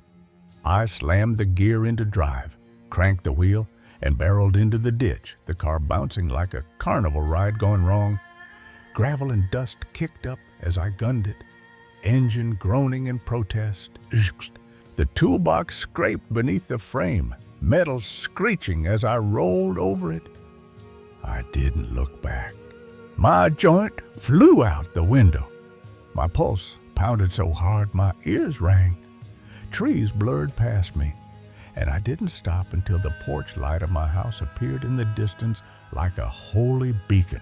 I threw the car in park, stumbled inside, locked every door behind me, and collapsed onto my bed, fully clothed, shoes on, heart racing, and I never told a soul. Time passed. A week, a month, a year, but I never forgot. I told myself it had to be some backwoods prank, maybe a redneck drunk on moonshine pulling a scare stunt. Maybe an old man who thought the apocalypse was coming. But even in a town like ours, that didn't explain everything. Whether it was a dumb kid or some crazy backwoods man, I'm not really sure. The clown craze had already passed. Those viral sightings around 20s, people in masks chasing teens. But this wasn't social media bait. This was real. No cameras, no one else around. Just me, him, and that gun. I tried retracing the route in daylight a few weeks later. The box was gone. The mysterious driveway. Couldn't find it. Maybe it was just an ATV trail swallowed back into the trees. But the fear never left. Some nights I wake up in cold sweats, convinced I heard the hum of a lawnmower outside my window. Other nights, I see that pale mask in the corner of my room, grinning like it knows something I don't. Boss, I don't smoke on the drive home anymore. I don't take the long road, and I sure as hell don't stop for anything on the side of the road. Although sometimes, when I do drive that route, on rare, brave nights, I think I see something just past the tree line. A glint of silver, the faint rumble of an engine, the shadow of a smile that's far too wide. I still don't know what that clown was doing out there. But I know one thing. He was waiting, and maybe, just maybe, he still is. Story number 17. They say the woods of northern Minnesota are quiet at night, but I'll never forget the silence I heard that evening. It wasn't peace, it was dread. What I saw on that stretch of empty road, lit only by my headlights and a fire deep in the pines, doesn't feel like it belongs to this world. There were people there, I think, or something pretending to be people. Each of them bent lower the closer they got to the woods, like something invisible was dragging them down. The symbol on the sash looked like a machine, not ancient, not spiritual, mechanical. But why would a ritual in the forest involve that? I haven't shared this with anyone because, well, I don't want to seem crazy. I'm just looking for some opinions, I guess, if this was a prank or what. I waited to share this because I was just so freaked out, and I didn't know if any of them recognized my car or something. I work in cybersecurity for a logistics firm, nothing glamorous, but I'm often on the road. I had been driving back home from a week-long seminar in Minneapolis. The sky was clear, no moon, and the road ahead was the kind of black that swallows headlights. It was one of those rural stretches in Minnesota where the forest presses against the pavement, tall pines like sentinels watching you pass. I was halfway through the last leg of my trip. Coffee had long stopped working, and the radio stations faded out miles ago. My only companions were my thoughts, the hum of the tires, and the occasional glint of deer eyes off to the side of the road. But that night, I didn't see eyes. I saw fire. It flickered deep within the woods, too deep for a typical roadside campfire.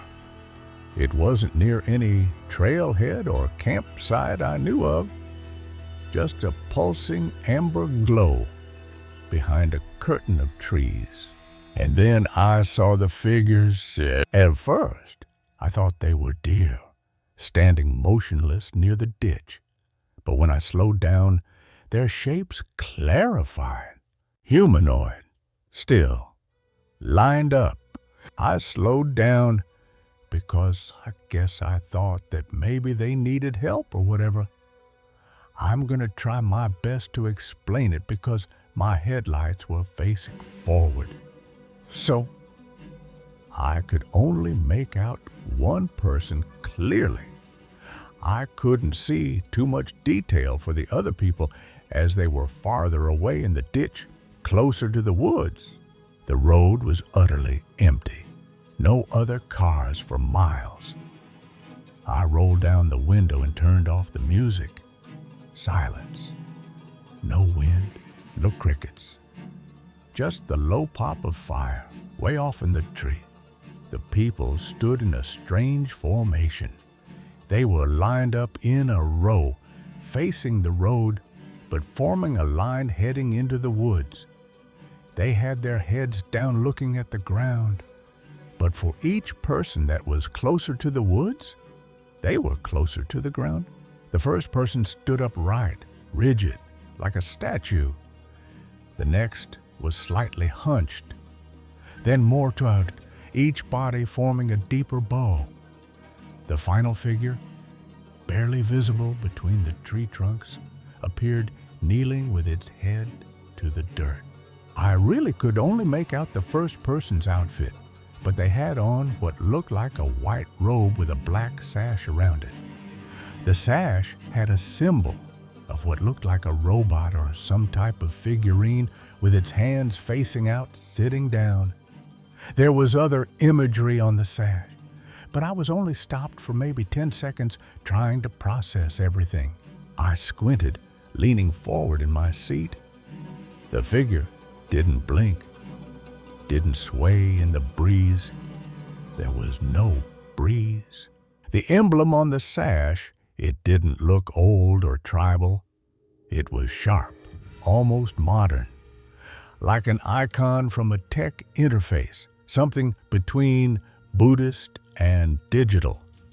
The robot didn't look evil or angry, just passive, watching. The robe was spotless, which made no sense out there in the woods. No one turned to look at me. Also, these people never acknowledged me as far as I'm aware anyway. Just didn't even move whatsoever. That stillness, it wasn't human. It felt like a painting I'd intruded upon. I remember gripping the steering wheel tighter than I ever had before. Something primal in my gut told me, do not get out of the car. I considered taking a picture, but something stopped me. Not fear of being caught, fear of what might happen if I took that moment with me. I was pretty much frozen with fear, as obviously this is quite abnormal and nothing like I've ever witnessed or heard about here. The moment broke like ice cracking. I hit the gas. So I promptly left after I got my focus regained on the road. I didn't look in the rearview mirror. That 30-mile stretch of road lasted an eternity. Every branch felt like a figure, every shadow a waiting face. I passed no towns, no lights, and, thankfully, no more bonfires. I didn't stop driving until I pulled into a gas station nearly 2 hours later. Under the sterile glow of fluorescent lights, I finally breathed again. I told myself it had to be a weird camping group or a prank for social media. But who dresses like that? Who kneels in the dirt in complete silence for no audience? I tried telling myself that it was some hoax or maybe some different people camping, but it was just too odd, and it just seemed like that was not the case. And the worst part, I felt like they had seen me. Not with their eyes, but with something deeper. I never went back to that road. I avoided it for months. Then one day, in a coffee shop downtown, I overheard two truckers talking about a fire line out by the pines. One said he'd seen people in robes. The other laughed, said the last guy who saw that quit long-haul driving. It wasn't just me. Online, I started finding mentions. Nothing concrete, just whispers in forums. People asking questions they quickly deleted. Some described the same robot symbol. Others mentioned hearing a low humming, like machinery buried beneath the earth. One guy even claimed to have followed them into the woods and was never heard from again. I don't know what I saw, but if you're ever driving through northern Minnesota and you see fire where fire shouldn't be, keep your eyes on the road and don't stop. So, I guess I'm just wondering if anyone else has experienced something like this or heard about it. And if you have, and if you know anything, well, what is it? Story number 18. I've lived through dozens of hauntings. Doors creaking, shadows stretching across walls, whispers in the dead of night. I've seen and heard it all, but nothing prepared me for the thing that waited in the woods outside our house in South Carolina. No, it wasn't a ghost. It wasn't angry. It was curious, playful, almost. But there was something wrong about the way it moved, something off in its presence, like it didn't belong in this world, like it had slipped in through a crack between ours and somewhere far darker. Sometimes, when the wind stirred just right, I could hear it calling, not with words, but with intent. It didn't want to hurt me. It wanted me to come to it. It wanted me to play. The house we lived in stood alone at the end of a forgotten road, nestled in the kind of woods that swallow noise and light. The first time I saw a photo of it, a voice in my head screamed, "It's in the woods! It's in the woods!" And one night, I saw it. Not just a glimpse, not just a feeling.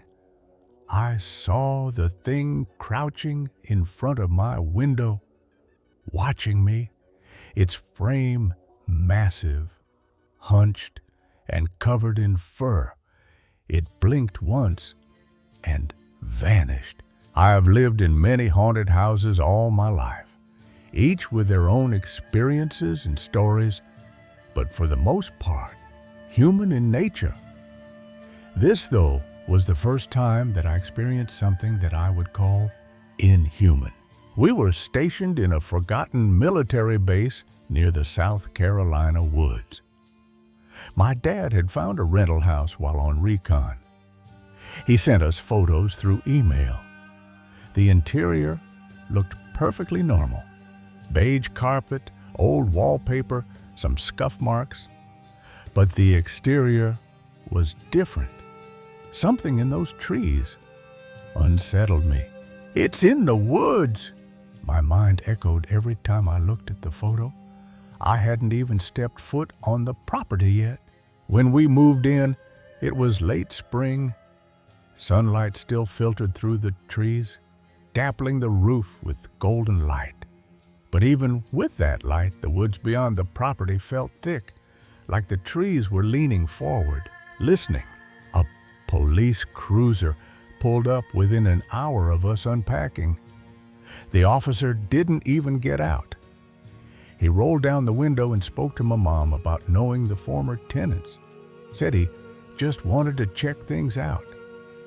Something about his tone felt rehearsed, like he'd been told to keep tabs, but not dig too deep. I didn't think much of it until later that week. Whenever I stepped outside, the air shifted. I could feel something tugging at my thoughts, like a child asking to play. Except this child was hiding among the trees, just barely out of view. I started to dread dusk, the way the shadows would stretch longer, clawing their way toward the porch. One afternoon, I watched a figure, tall and broad, move silently through the woods. No footsteps, no rustle of leaves. It moved like mist, dissolving into the green as if it had never been there. At first, I thought it was a deer or a trick of light. That night, I couldn't sleep. Every branch that brushed the siding made my heart jump. Then came the sound I'll never forget. Scratching, not frantic or wild, rhythmic, intentional. I saw something crouching in front of the window. If it stood, it would have been over 7 feet tall. Shoulders hunched, knees bent backward, entire body covered in thick, dark fur. Its breath fogged the window. It didn't blink. I watched it for what felt like an eternity before I tore myself away and dove under my blanket. The next morning, there were no footprints. Not a single mark on the ground where it had crouched. A few days later, something strange happened. I was in the hallway doing laundry when I noticed my bedroom glowing faintly. I assumed I had left my lamp on, though I didn't remember doing so. But when I got to the doorway, the lamp was off. The light that filled the room was coming from the ceiling fixture, a light that had never worked since we moved in. We'd tried replacing bulbs, even checked the fuse. Nothing. I texted my mom, and she said it hadn't been fixed. We later checked. The wiring was still dead. That was when I realized this thing didn't just live in the woods. It could come into the house. Eventually, I left for basic training. I thought distance would break the connection. I was wrong. My mother called me one night. She sounded nervous. "I'm starting to hear the scratching," she said. "Like you did." A few weeks later, something banged against the porch, then footsteps. Then the door handle rattled violently. My father stormed to the front door and threw it open. Nothing, just wind, trees, and silence. But they both felt it. Whatever was out there had moved its attention. I had left, but it had stayed. We never got any answers to what was in the woods or the house, but it was my first experience with something that honestly felt inhuman. No,